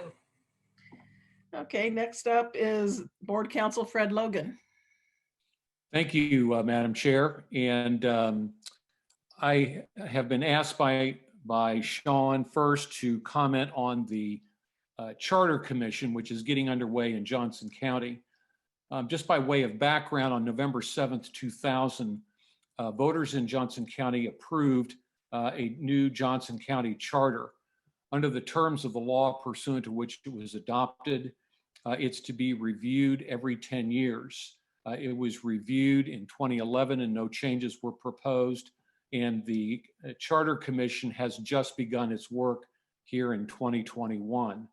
I think, first of all, I need to say that the work of the Charter Commission will not directly, and I mean the word directly, impact the Johnson County Library. The library is a separate taxing district from Johnson County government. I mean, the best example I can pose on that is that the city of Olathe is not part of the Johnson County Library taxing district. It's a separate taxing district, and you're the governing board of that taxing district, and pursuant to state law, there are certain areas where in 1984 and 1985, there was agreement that the library would follow certain county policies, and I think the system has worked very well. I mean, you see this evening, you have 2 memoranda of understanding before you with county agencies. And that's what separate governmental bodies would do. So you've got one with human resources.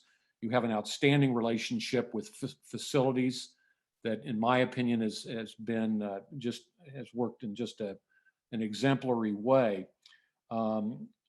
So I think that as we read about the Charter Commission and the Johnson County government, it's important to understand that the library, in my view, is more of a partner of the county government, and it is a separate governmental entity. There was a reference in the county charter when it was adopted to governing boards and following certain county policies. Really didn't impact the library because it was pursuant to statute adopted in '84 and '85, already following those policies. So there's a reason that we have the finest library in the United States and the finest library staff in the United States. And I think it's because we've had great cooperative governmental relations, both with the county commission and with other governmental entities.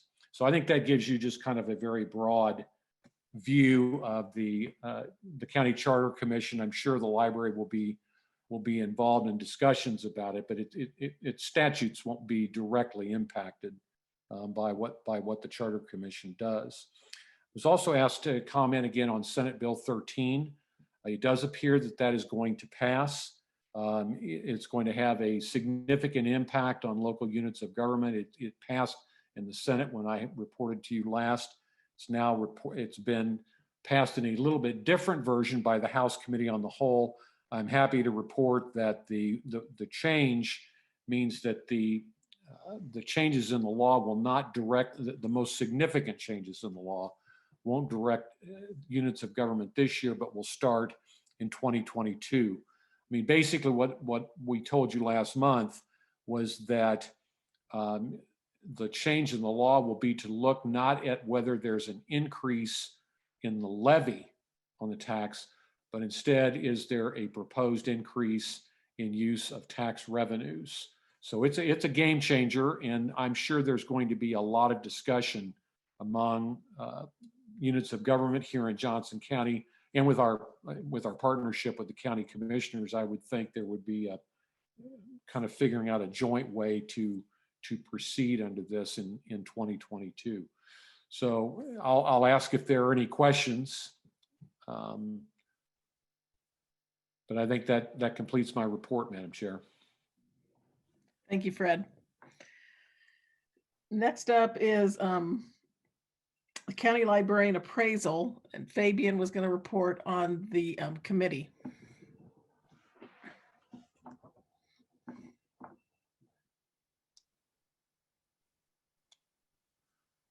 Is Fabian here?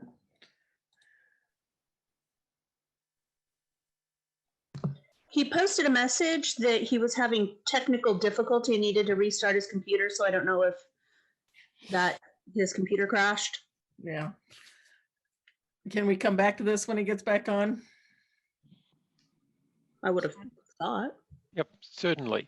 As we can enter into, if you want, the county librarian report, and then as Fabian reconnects, then we can interrupt that report and have him give his report if you'd like, Madam Chair. Sounds good. So Sean, take it away.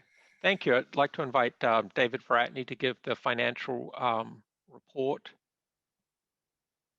Thanks, Sean. Good evening, all. So I'm going to direct you to page 9 of the board report.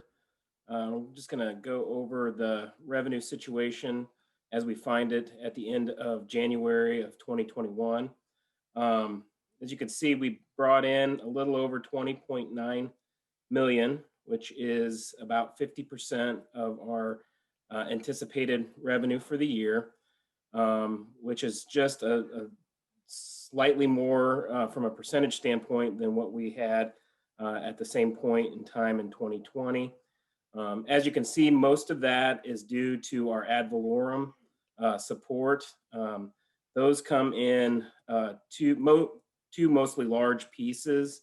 The first coming in reported in on January, and we'll see that second piece in June. This is pretty common in terms of what we would expect to see at this point in time for the year. If you scroll down just a little bit, you can see the expenses in all funds, and this includes those encumbrances, is a little over 5 million, which is 12%. However, I'd say a lot of that is the encumbrances we set up at the beginning of the year for our collections as a piece of that. So if you took a closer look, and you could look a few pages ahead here, I think page 11, the actual expense obligations that we've entered into thus far as of the end of January is about a little over 1.8 million, so about 5%. So we're where we should be. Things look good as of the end of January 2021. So with that, I'll stand for any questions you might have with regards to this.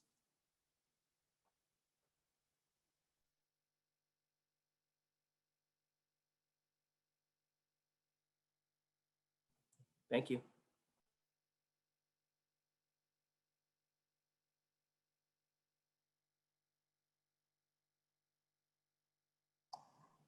Sean, you're on mute. I'd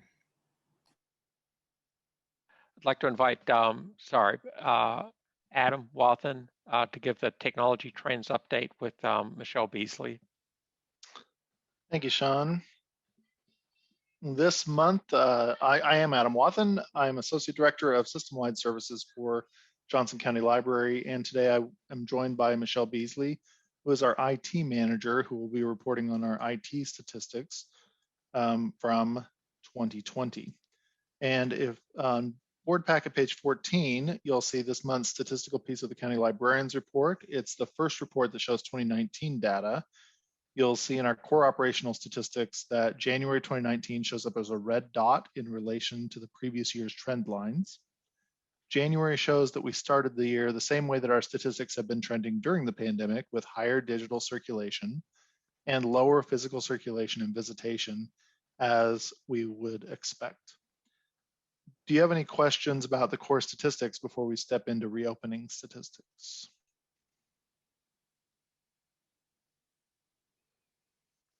Okay.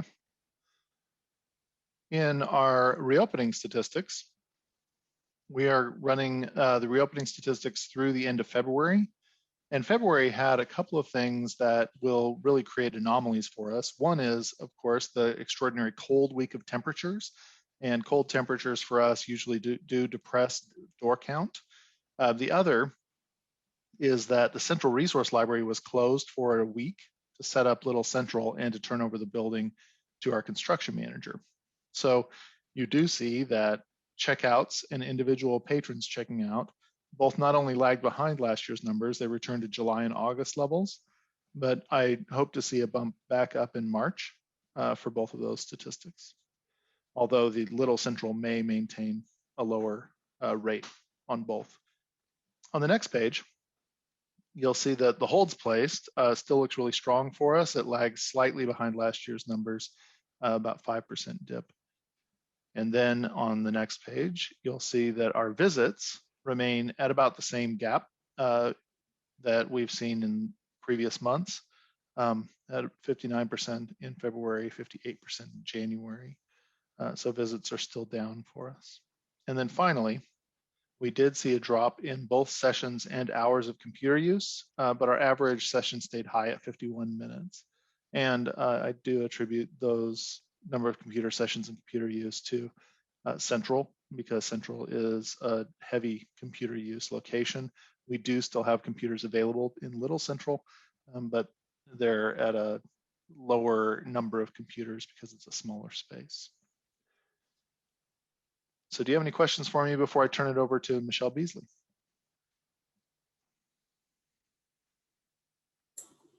Thanks, Adam. Thank you.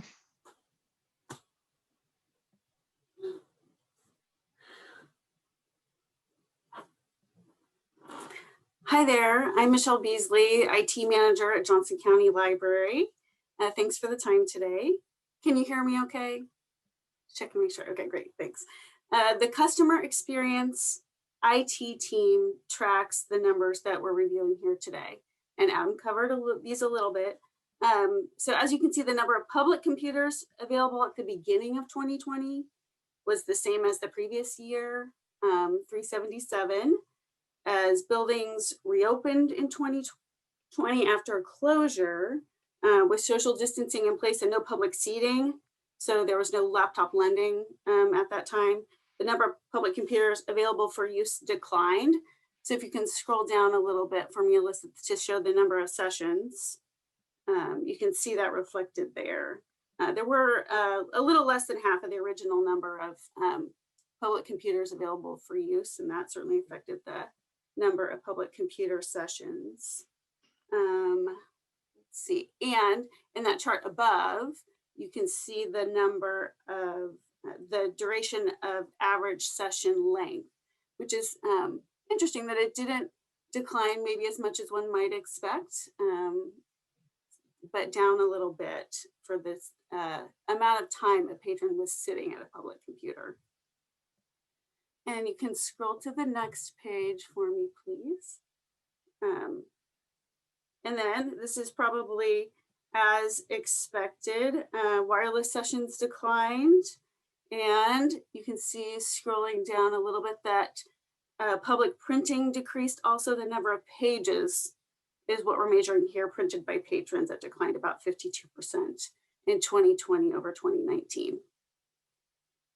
That's the numbers I have today. What questions can I answer?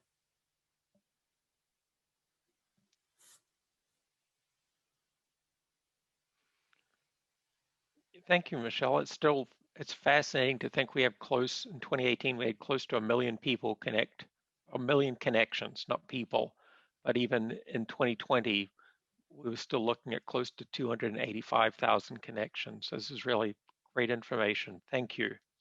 Thank you. I'd like to invite Scott Syme to give us an update on the Comprehensive Library Master Plan, looking at central staff space consolidation and the Antioch replacement. Scott? Thanks, Sean. I'm back again. This time in a different context. So I'll talk about Central first and then Antioch, and then show you a look at the overall timeline. So for Central, I am here on behalf of the library's core team. I'm sorry, of the project's core team, which is made up of representatives from facilities and the library. And today I'll give you an update. Next slide, please. An update on progress moving staff out and construction and next steps and the timeline.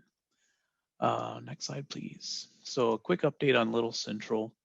The last time we met, Central was closed to partition off the Little Central area from the construction zone. That work was finished and Little Central is now up and running. Patrons have been checking out holds and using the public PCs, and I've got a little bit of an update from Central's branch manager, Jared Harper. After a month of being Little Central, we're starting to see an equilibrium in patron usage. For the first few weeks, computers were in constant demand and material returns were extremely high. As patrons have adjusted to the services of Little Central, there's less foot traffic. Computer usage is still high but manageable, and returns have dropped off quite a bit, though the number of holds into Central for patron pickup remains fairly constant. Regarding construction, the past month has included demolition and investigation activities to prepare for construction. Next slide, please. So construction continues. We will be sharing progress updates monthly with the board and also working with our CXCOM or customer experience communication team and the core team to post photo updates on our social media. A few construction updates or activities to be happening in March. The team will be saw cutting the slab for new footings, doing underground rough-in work for mechanical, electrical, and plumbing, installing new footings and shoring for new exterior openings, and completing the interior demolition. I'll have some photos of some of the things that have been happening over the last month in just a couple of slides. Next, please. So here's a look at our timeline. We are in the construction phase, and that is anticipated to last into the fall. And we're still looking at opening before the end of the year. Next slide, please. So what you're seeing here is that the stacks and materials have been protected from that sort of construction dust that occurs with a project like this. Next slide, please. Here you're looking at the former admin area. This is demolition and removal of low voltage cables. This is roughly where the new kids area will be. And one of the things that really is makes this photo happy for me is all that natural light that'll be in the kids area. And then one last photo here. This is the southwest corner of the building, formerly the IT space. Okay, that is it for the central update. Any questions on central before I move on to Antioch? Okay.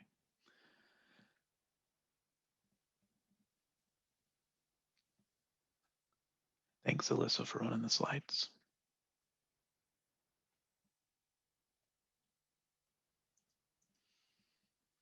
Okay, so for Antioch, next slide, please. Today I'll give an update on Architectural Services RFP, talk a little bit about communication planning, and give a look at next steps. Next slide. The RFP for Architectural Services had a great response. We had 10 firms respond. The selection committee, led by the county purchasing process, interviewed 3 shortlisted firms and individually ranked those 3. A recommendation to award is on the agenda for later tonight, and we anticipate Public Building Commission PBC action next week. Next slide, please. So some next steps. We're anticipating beginning design pretty soon here. Once the architect's on board, we'll be able to update our public and staff input plans, those public engagement plans. We're anticipating to bring an updated project timeline to the board next month. I've got one thing for the library board to consider tonight regarding naming. We know we call the existing branch Antioch, and we've been referring to the new branch as Antioch Replacement. I'd like for the board to consider, would you like to keep it Antioch, or here's some other options possibly based on local history? That naming of a building is a library board decision. So I don't necessarily need an answer right now, but something for you to think about. And any questions on the Antioch Replacement project?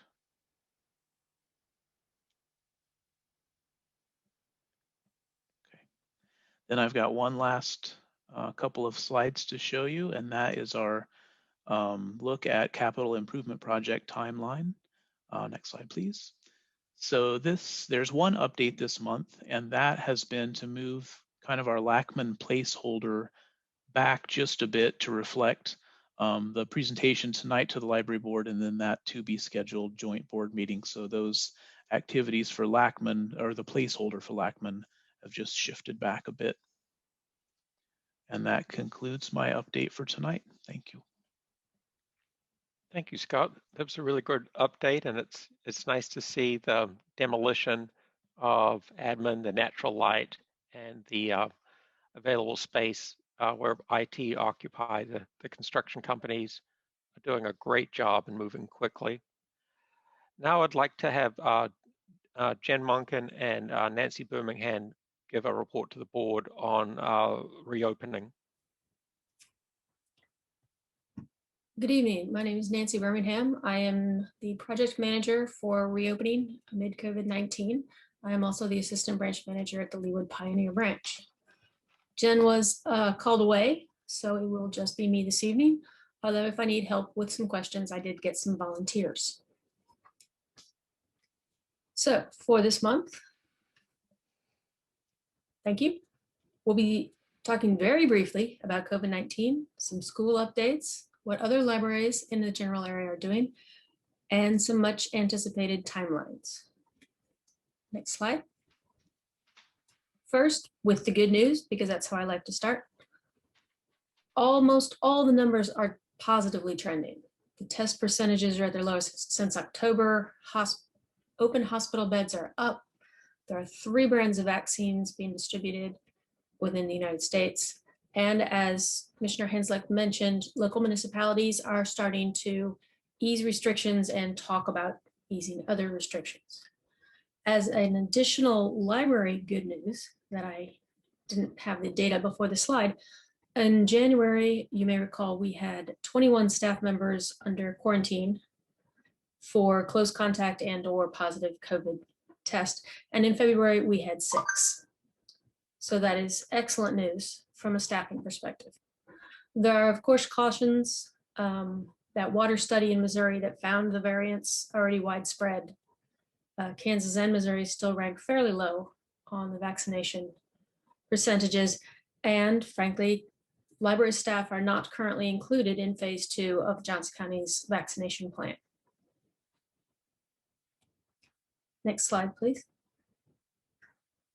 As a brief school update, all 6 Johnson County Public Schools will offer in-person learning by the 31st of this month.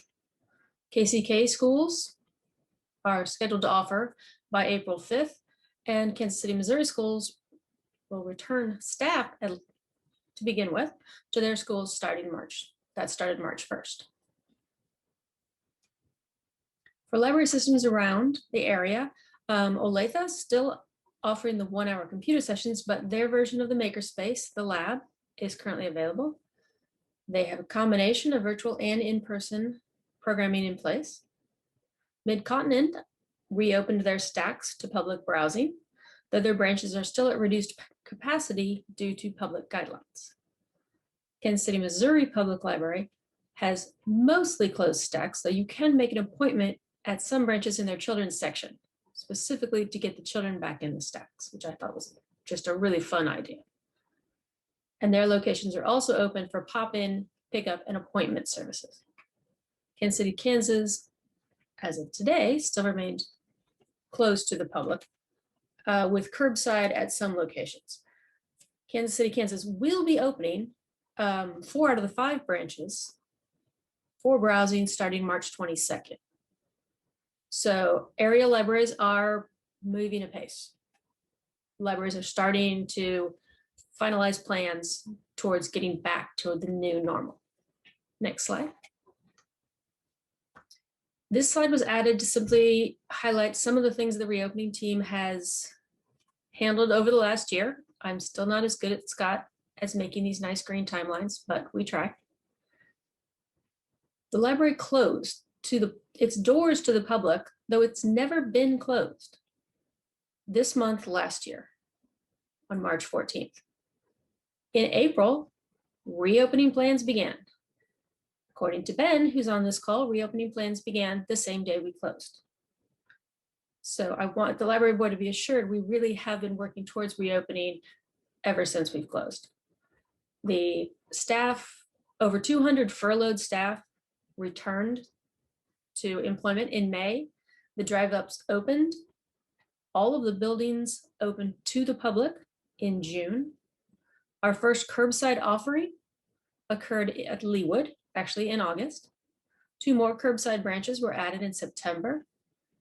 In December, we went back to full computer sessions. As long as folks wanted to stay and there was no one waiting, you may stay at the computer sessions for as long as you liked. And the computer usage did go up slightly on Michelle's graph, but not as much as we thought it might. It stayed pretty steady on the average time per computer station sessions across the board. In January, we opened 2 more branches for curbside offerings. That's been a very popular service. And here again in March, we have new recommendations. Next slide, please. This has been my usual timeline, and these are still the main areas of emphasis for reopening. We're looking to reopen on Fridays, return the furniture in a phased manner, return the library to full open hours, and get our meeting rooms, study rooms back at a reservable rate for the public. And our in-person programming makerspace options will return at a later date. It's important to note at this point that we are not going to lose, or we're going to try not to lose, everything we've gained. We have some amazing virtual programming that was started as we shut down, and we'd like to keep as much of that as possible. So in the fall, we will be having a hybrid model of programming that will encompass our in-person programming, traditional programming, as well as our virtual offerings. Next slide. Reopening has many plans. I'm presenting 2 here tonight, and they vary slightly depending on whether the emergency order and mask orders, 6-foot distancing and 50% capacity is extended, which is due, as you all know, the governor's order is due to expire on March 31st. So some of these plans are contingent if it is extended, and then the next screen will be if it's not extended. So what reopening is recommending is that Friday, April 23rd, our buildings, any building that was previously open to the public on Fridays will reopen to the public on Fridays, 9 a.m. to 6 p.m. There's been a lot of new science and literature since last March.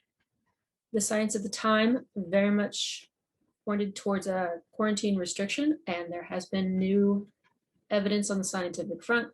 And the quarantine of our items is scheduled to end May 3rd. We have been working with Olathe on this process so that it can be as seamless to the public as possible. Sean, stop me if I'm presenting any news I'm not supposed to. But the current plan is to reduce our 72-hour quarantine to a 24-hour quarantine by April 1st, and then a full end of quarantine by May 3rd.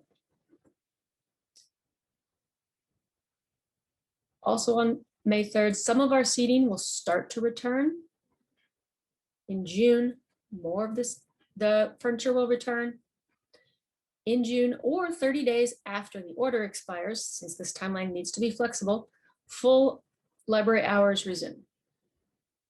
As I mentioned previously, in the fall, programming moves to the new hybrid model, incorporating in-person and virtual offerings. The makerspace will reopen with the reopening of Central. That's actually being built right into CBU2. You'll get a lot more information on that from Scott as the months continue.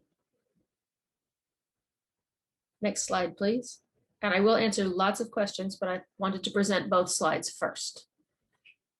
The recommendation for restoring hours and services, if the Governor Kelly's order is not extended and Johnson County Board of County Commissioners does not extend, because that is actually the health orders that we are following. So it's a domino effect. There's the governor's order or the governor's recommendation, and then there's the Board of County Commissioners, whose edicts we follow. Again, some of this will remain the same. The recommendation is that April 23rd, Friday hours will resume. The quarantine is still set to resume on, or rather to end, by May 3rd. Should that order not still be in effect, the meeting rooms and study rooms will be available on May 3rd. Full library hours would resume by May 3rd. Programming takes a little longer to change and pivot. So the programming would still schedule to move to the hybrid model with the fall programming schedule. And again, the makerspace reopens contingent on construction with the Central Resource Library. Next question. Next slide. Oh, sorry. I thought I had a question slide at the end. Now is the time for questions.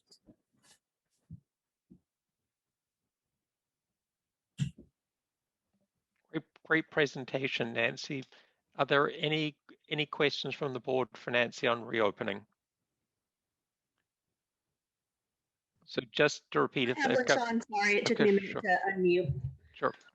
Can you walk me through why we're holding off, why we're still quarantining stuff if it's unnecessary? That either the science says we don't need to quarantine or we do. So why May 3rd? Either it's useful or it's not. What's the thinking here? Yes, and that is why the first stage would be by April 1st. It's going to take a couple weeks to actually catch up the work. That's a simple work schedule. And you are absolutely right. The science has Now, I beg your pardon. According to the Realm study, the virus is still detectable on quarantined materials for up to, frankly, 6 days. But the transmission of SARS-CoV-2, which is what causes COVID-19, is not normally transmitted via touch transmission or formites. Sorry, I'm getting way too technical. Our understanding of the transmission of COVID-19 has changed since quarantine was initiated last spring. The newer study, you are absolutely right, is pointing towards that is not how we are transmitting the virus. Therefore, we are ending quarantine. As to why we are taking so long to end quarantine, which is a perfectly fair question, in part, it's to make sure staff and the public understand why we're ending quarantine. We tried to be very clear on why we were quarantining and why most of the libraries in the country were quarantining. And now we would like to make it very clear to the public that we are not endangering anyone with this course of action. We wanted to give the public time to respond to this course of action while we are catching up on the work. Did that help? Thank you. And if any of the administration wants to field any of these, they're welcome to. Otherwise, I'll just keep answering. Oh, that seemed a really good summary. And again, just to say, if the governor's order is not extended and if the BOCC does not make any determinations, that we would be back to full pre-COVID operations,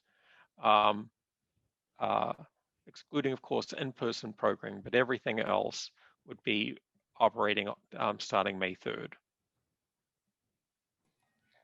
Thanks, Nancy. I don't have a question. I just want to sure. comment. I'm glad we're opening up. I'm glad we're moving in that direction. And thank you to Nancy, Jen, and whoever else served on that committee for all your hard work. And I know not something you studied epidemiology in school probably, but sure you know a lot more than you thought you would at this point. It occasionally pays to be a librarian. Thanks, David. They have worked very hard and are probably trying to understand things that we were never taught at library school or we never imagined we would be dealing with. But I have to say that the team's done an amazing job.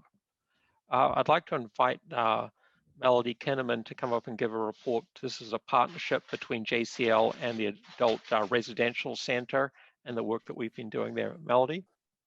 Thanks, John. So I have a short report that's full of a delightful subject, and it has no statistics and doesn't require any decision making. So it's going to be super fun. So I'm Melody, and I'm the Incarcerated Services Librarian. And I was going to be here today with Erin Mader from Department of Corrections. However, she had an evening appointment she had to take off for.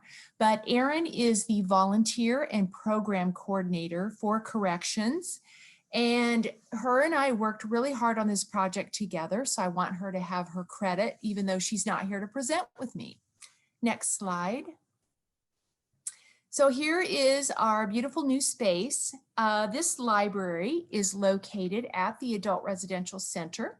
And right now, to start off, we've got about 350 new titles purchased from a grant that the foundation found for us. And before I get into all the particulars about that, I would like to introduce you to our Incarcerated Services Committee. Next slide. So the committee has existed in some form with the library for 10 plus years. And in those 10 years, with full support from our administration and from the Department of Corrections, we have provided countless programs and services to Johnson County's incarcerated and justice-involved citizens. Next slide. So here are all the happy faces. We have 12 very talented people currently serving on the committee. Several are veterans that have been on for a long time, and several have just joined in the last year or two. You see Erin there with the purple hair in the corner. She's the lady that was going to present with me tonight. One thing we all have in common is our focused dedication to connecting with this underserved population. Next slide. So who is this library for? This library is for our neighbors, friends, colleagues, family members, and just people in the community who are temporarily residing at either the Adult Residential Center or the Therapeutic Community Center. The campus is located out in Gardner, Kansas, kind of north of the city and west of the New Century Airport. If you've ever been driving around out there, you might have driven right by it. And even though the clients have access to JCL's collection through our Home Connect service, we knew it was important for them to have their own neighborhood library with their own readily available collection that was curated just for them. And the pandemic gave us an opportunity to really focus on this project, which had been simmering on the back burner for quite a while. Next slide, please. So who was involved in bringing this project to fruition? Aaron Mader was a major player, as was Earl Taylor. Earl Taylor is the Adult Residential Center director. And when Aaron and I approached Earl Taylor about creating this space, he was 100% in. Of course, we had all the support from our library administration, and we got Earl on board. And Corrections gave us a beautiful space dedicated just to be a library. It's in a main corridor that receives a lot of traffic. We've got beautiful natural sunlight. It received a fresh coat of paint, and Corrections purchased for us a large screen TV for our online programming, a book return that the clients needed, and most importantly, standard shelving, which really helped create a cohesive look in this room. And then we visited with the foundation, and those ladies were so excited for us and hunted around and found a match for this project with Village Presbyterian Church. Village Church accepted our grant application and gave us $4,000 for us to purchase the books. Now, we have always appreciated donations. They've been a big part of our serving out there, but it was just really exciting to purchase new books. We got just kind of a collection like you might see in your neighborhood library with an additional suggestions for purchase from the clients that live in those on that campus. Next slide.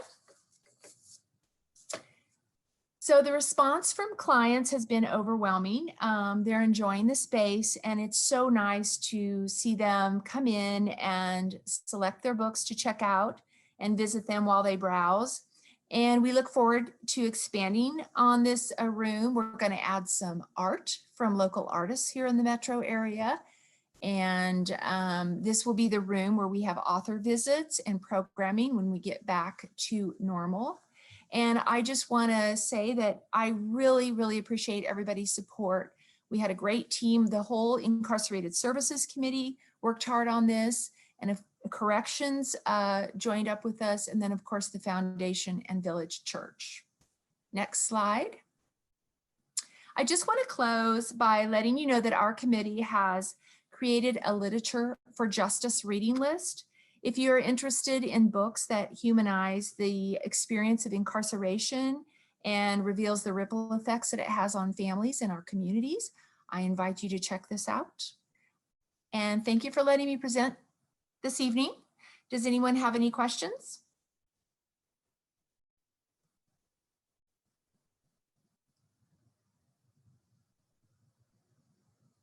Great. Thanks, Melody. That was a really great presentation. Thank you, Sean. Thanks. The other thing I want to say is that the Friends have also partnered with the Adult Residential Center for their book sales. And so many of the residents who are on work programs will volunteer their time and help with setup and breakdown for various Friends sales. And for their volunteering, they're always given books from the Friends collection that they can choose and take back to the residency. And it's just a nice way for people to reintegrate into society and have a really positive experience. And that the 10 years that I've been doing that, that's just been an outstanding program. Again, Melody and the work that she's doing, I just think it's really amazing. And I want to say thank you to all the librarians and the committee who's doing that work, and the foundation for finding a partner that wants to give money to that. The final portion of this is the summary of the Friends and the Board of County Commissioner meeting. I think Commissioner Hanslick gave a really good summary. As she said, the commission had concerns and many questions like the library board did.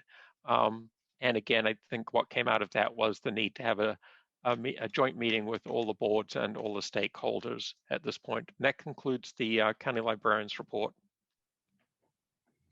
Thanks, Sean. I communicated with Fabian via text. He's having problems with his home Wi-Fi, but he did mention that the committee came to a consensus to defer a decision until the board retreat. Is that correct, Bethany? Yeah, there were basically what we covered was wanting to add one element to the review process, and then wanting the board to have clearer input onto setting goals, and thought that really the goal setting for Sean should probably be connected to each year's strategic goals. And so wanting to kind of divide that a little bit, that the goal setting would happen at the retreat in connection to when the board sets their goals kind of for the year. And then whether or not he's meeting them would then be a part of the evaluation process. So kind of just wanting to separate that so it's more of a board level conversation instead of something that just kind of happens in passing during the evaluation process, so that we're clearer as a board for what we want all of the goals to be. And so most of that action, I think we would pick up at our board retreat, which is usually October, November. Yeah, one problem with that is that this process starts in August, and it has to be to the county usually by November 1st. Am I right, Sean? Yeah, so correct. Some of it was more the way in which the goals and all of that are weighted is wanting there to be maybe longer term board input instead of maybe separating them out. And so that's why it needs to kind of be more covered at the board retreat, or when we have a little bit more time to more fully discuss kind of what we were thinking, to see exactly how that would work, talking with county HR and kind of what the scope for that is kind of where the three of us agreed would be probably useful, how to integrate that. So basically it's we kind of came to a consensus, but we still kind of need to refine how it would actually look in practice. And so that's kind of where we ended it. So I think I think Fabian was happy where we ended, and we can kind of pick that up a little bit later. Okay, so I would suggest revisiting it, this summer at least. So, okay, so that concludes Sean's report. Next, we have the consent agenda. Do I have a motion to accept the consent agenda? So moved. Do I have a second? Second. All in favor, say aye. Aye. All opposed? Okay. First up, under old business, is the consideration of approval of the memorandum of understanding with the Friends of the Library. It's on page 58 in your packet. Yep, and I can talk through this. This is the renewal of the memorandum of understanding between JCL and the Friends of Johnson County Library. It has been reviewed by legal counsel and has been in your packet. An agreement is in place for the purpose of maintaining strong relationships between the two entities, and focused on that the relationship is to benefit JCL. Are there any questions concerning this brief?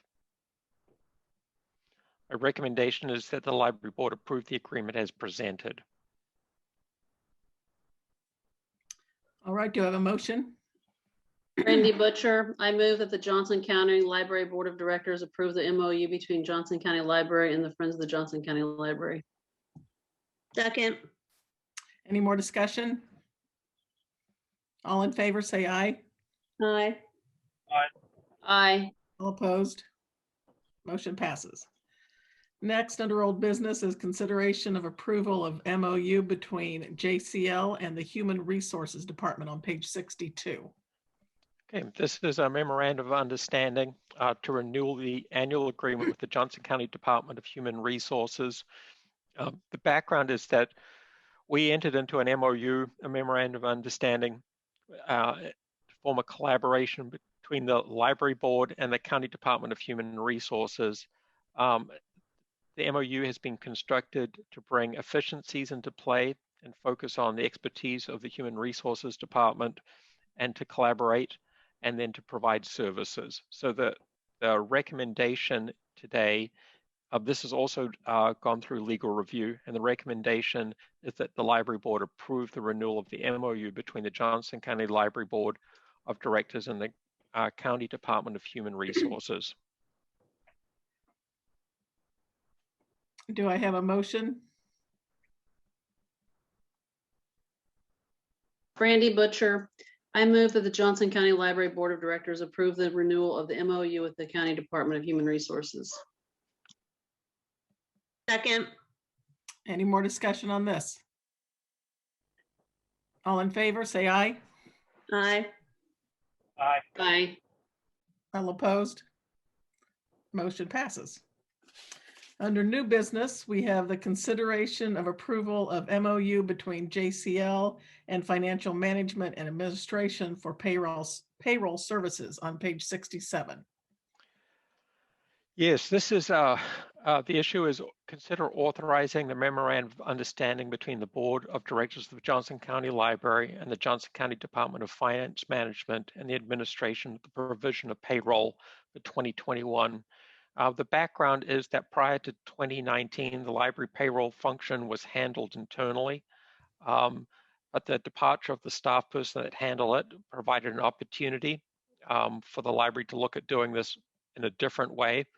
And again, there were not sufficient resources. The library did not have sufficient resources in order to build redundancy into this process. And so we entered into a temporary agreement with the Treasury and Financial Management. At this point, we have a couple of years working with the department, and it would be my recommendation that we would go forward with this MOU between the Library Board of Directors and the Johnson County Department of Finance Management and Administration for the continued provision of payroll services for 2021. All right, do I have a motion for this?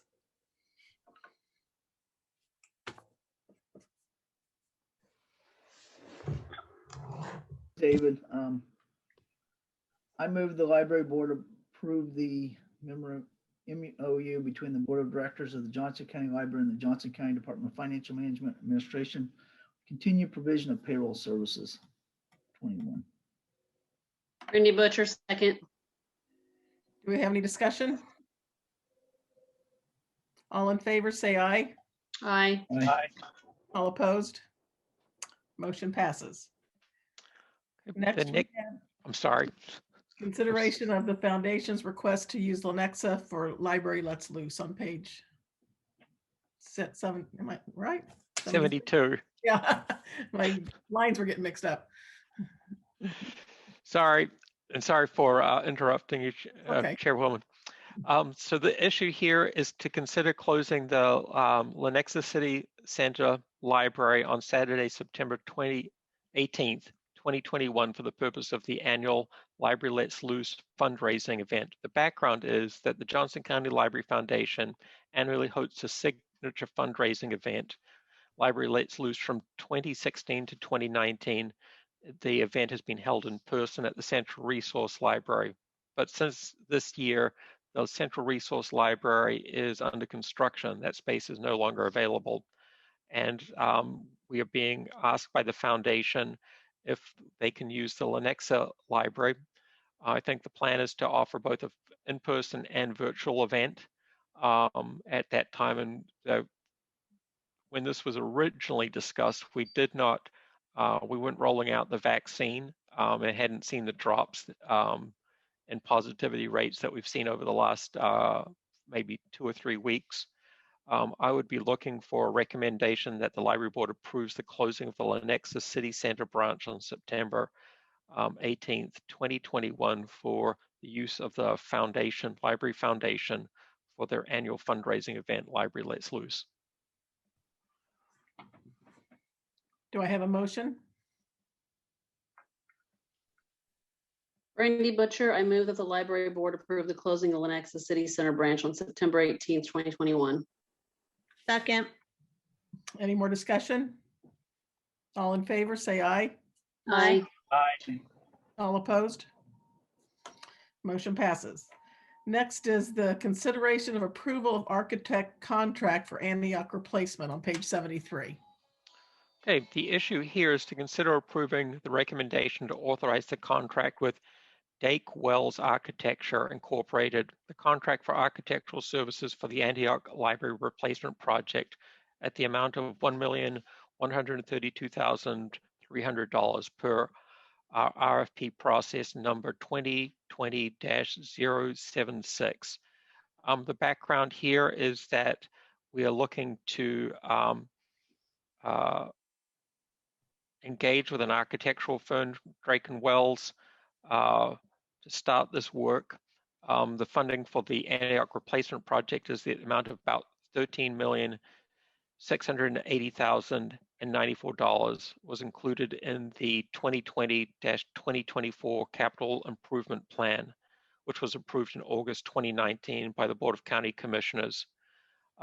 In October 2019, the library and the City of Merriam approved the property conveyance agreement, providing a site within the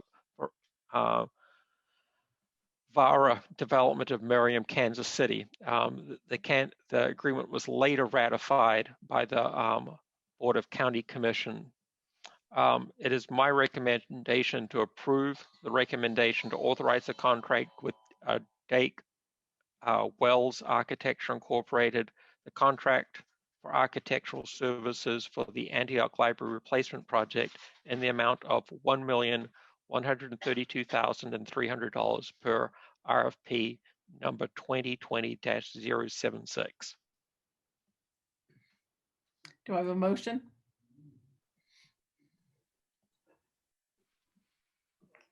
This is David Sims. I move to approve the recommendation to authorize the contract with Dake Wells Architecture, Inc., the contract for architectural services for the Antioch Library Replacement Project in the amount of $1,132,300 per request for proposal number 2020-076. Second. Any more discussion? All in favor, say aye. Aye. Aye. All opposed? Motion passes. Next is the consideration of approval of contract for replacement shelving at Cedar Road Library. And Michaela sent this briefing sheet out separately this afternoon.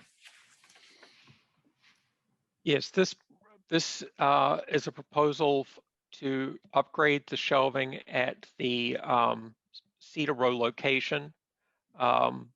I think it comes in approximately $139,712.58. Again, the shelving replacement is part of this capital outlay program that includes planning, purchase of replacement furniture and shelving.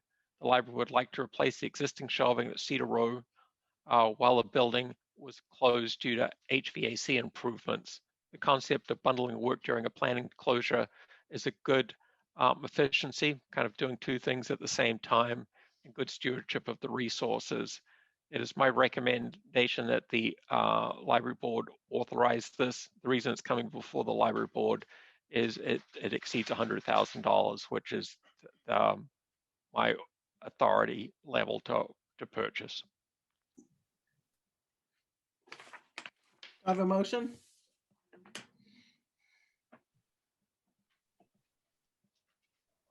Brandy Butcher, I move that the Johnson County Board of Directors approve the temporary closure of Cedar Row Library to patrons from April 19th to June 21st, 2021 to allow for HVAC upgrade and building refresh work. Now that was the next. Sorry, I thought as I was reading it, I might have skipped ahead. There it is. Okay, consider approving the recommendation to authorize the contract with, that's not the right one either, is it? Shelving. It should be on. Where am I not finding it? I'm sorry, unless somebody else who has it. Sorry, go ahead, somebody else who has it. I move that the Johnson County Library Board of Directors approve the contract for the purchase of new shelving for Cedar Row Library in an amount not to exceed $139,712.58. Very good. I second that. Is there any more discussion? All in favor, say aye. Aye. Aye. All opposed? Motion passes. And lastly, we have the consideration of approval of the temporary closure of Cedar Row Library to allow for HVAC upgrade and building refresh work on page 75. Yeah, the issue here is to consider approving the temporary closure of Cedar Row Library to patrons from April 19th to June 21st, 2021 to allow for HVAC upgrades and the building refresh work. So here's where combining the two things. The background is the HVAC systems, including air handlers and condensers and cooling lines, pumps, pump controls, boilers, and heat exchangers are at their end of their expected life and need to be replaced. The equipment is no longer able to keep up with the building's need and adequately climatize when outside temperatures become extreme. That's either too hot or too cold. We're scheduling work in the spring to be ready for the summer and next winter, so it has better mechanical conditions. It's my recommendation that the JCL board approve the temporary closure of the Cedar Row Library to allow HVAC upgrades and a building refresh work to be completed during that time. Do I have a motion for this?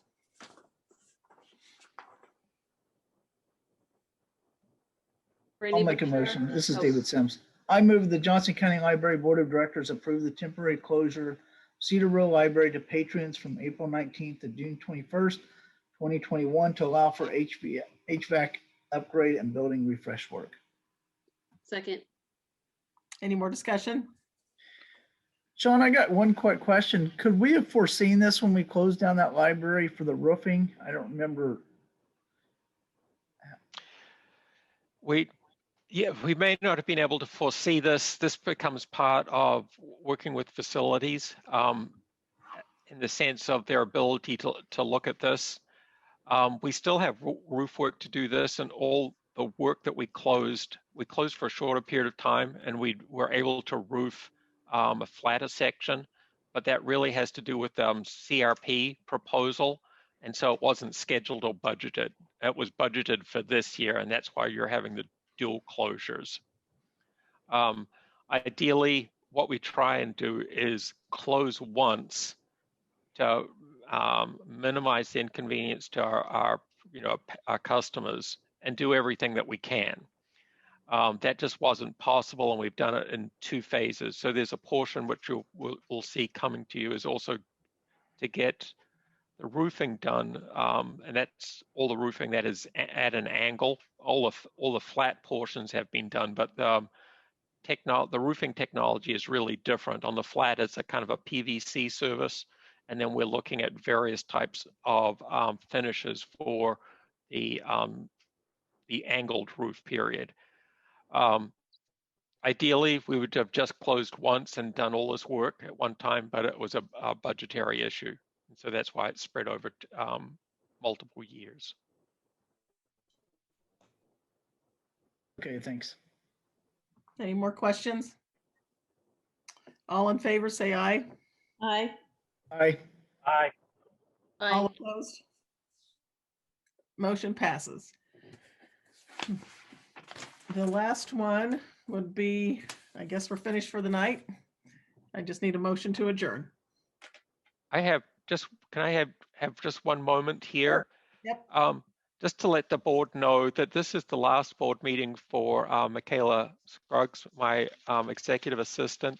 She's been with me for 8 years, and I just want to publicly say thank you to Michaela for all her commitment to public service, for her support of the administrative team and myself, and and all her expertise. The administrative team and the whole library wishes her well.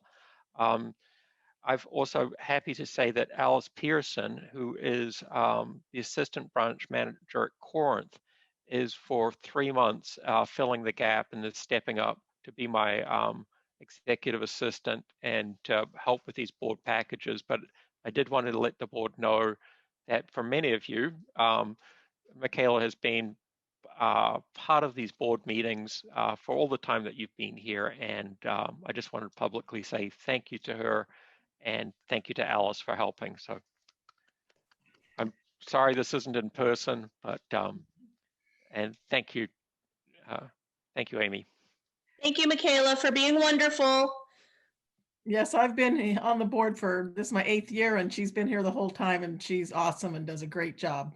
It's going to be a hard position to fill. Yeah, it's going to be difficult. Thank you, Michaela. Thank you. Good luck. Too bad it's not in person. We're gonna have cake. And some flowers or something. Yes, So- her last day is the 18th next week. Oh, okay. Well, do I have a motion to adjourn? So moved. Second. All in favor, say aye. Aye. Aye. All opposed? Motion passes. Thank you very much, everybody. It was a great meeting. Thank you. Bye, Michaela. Second.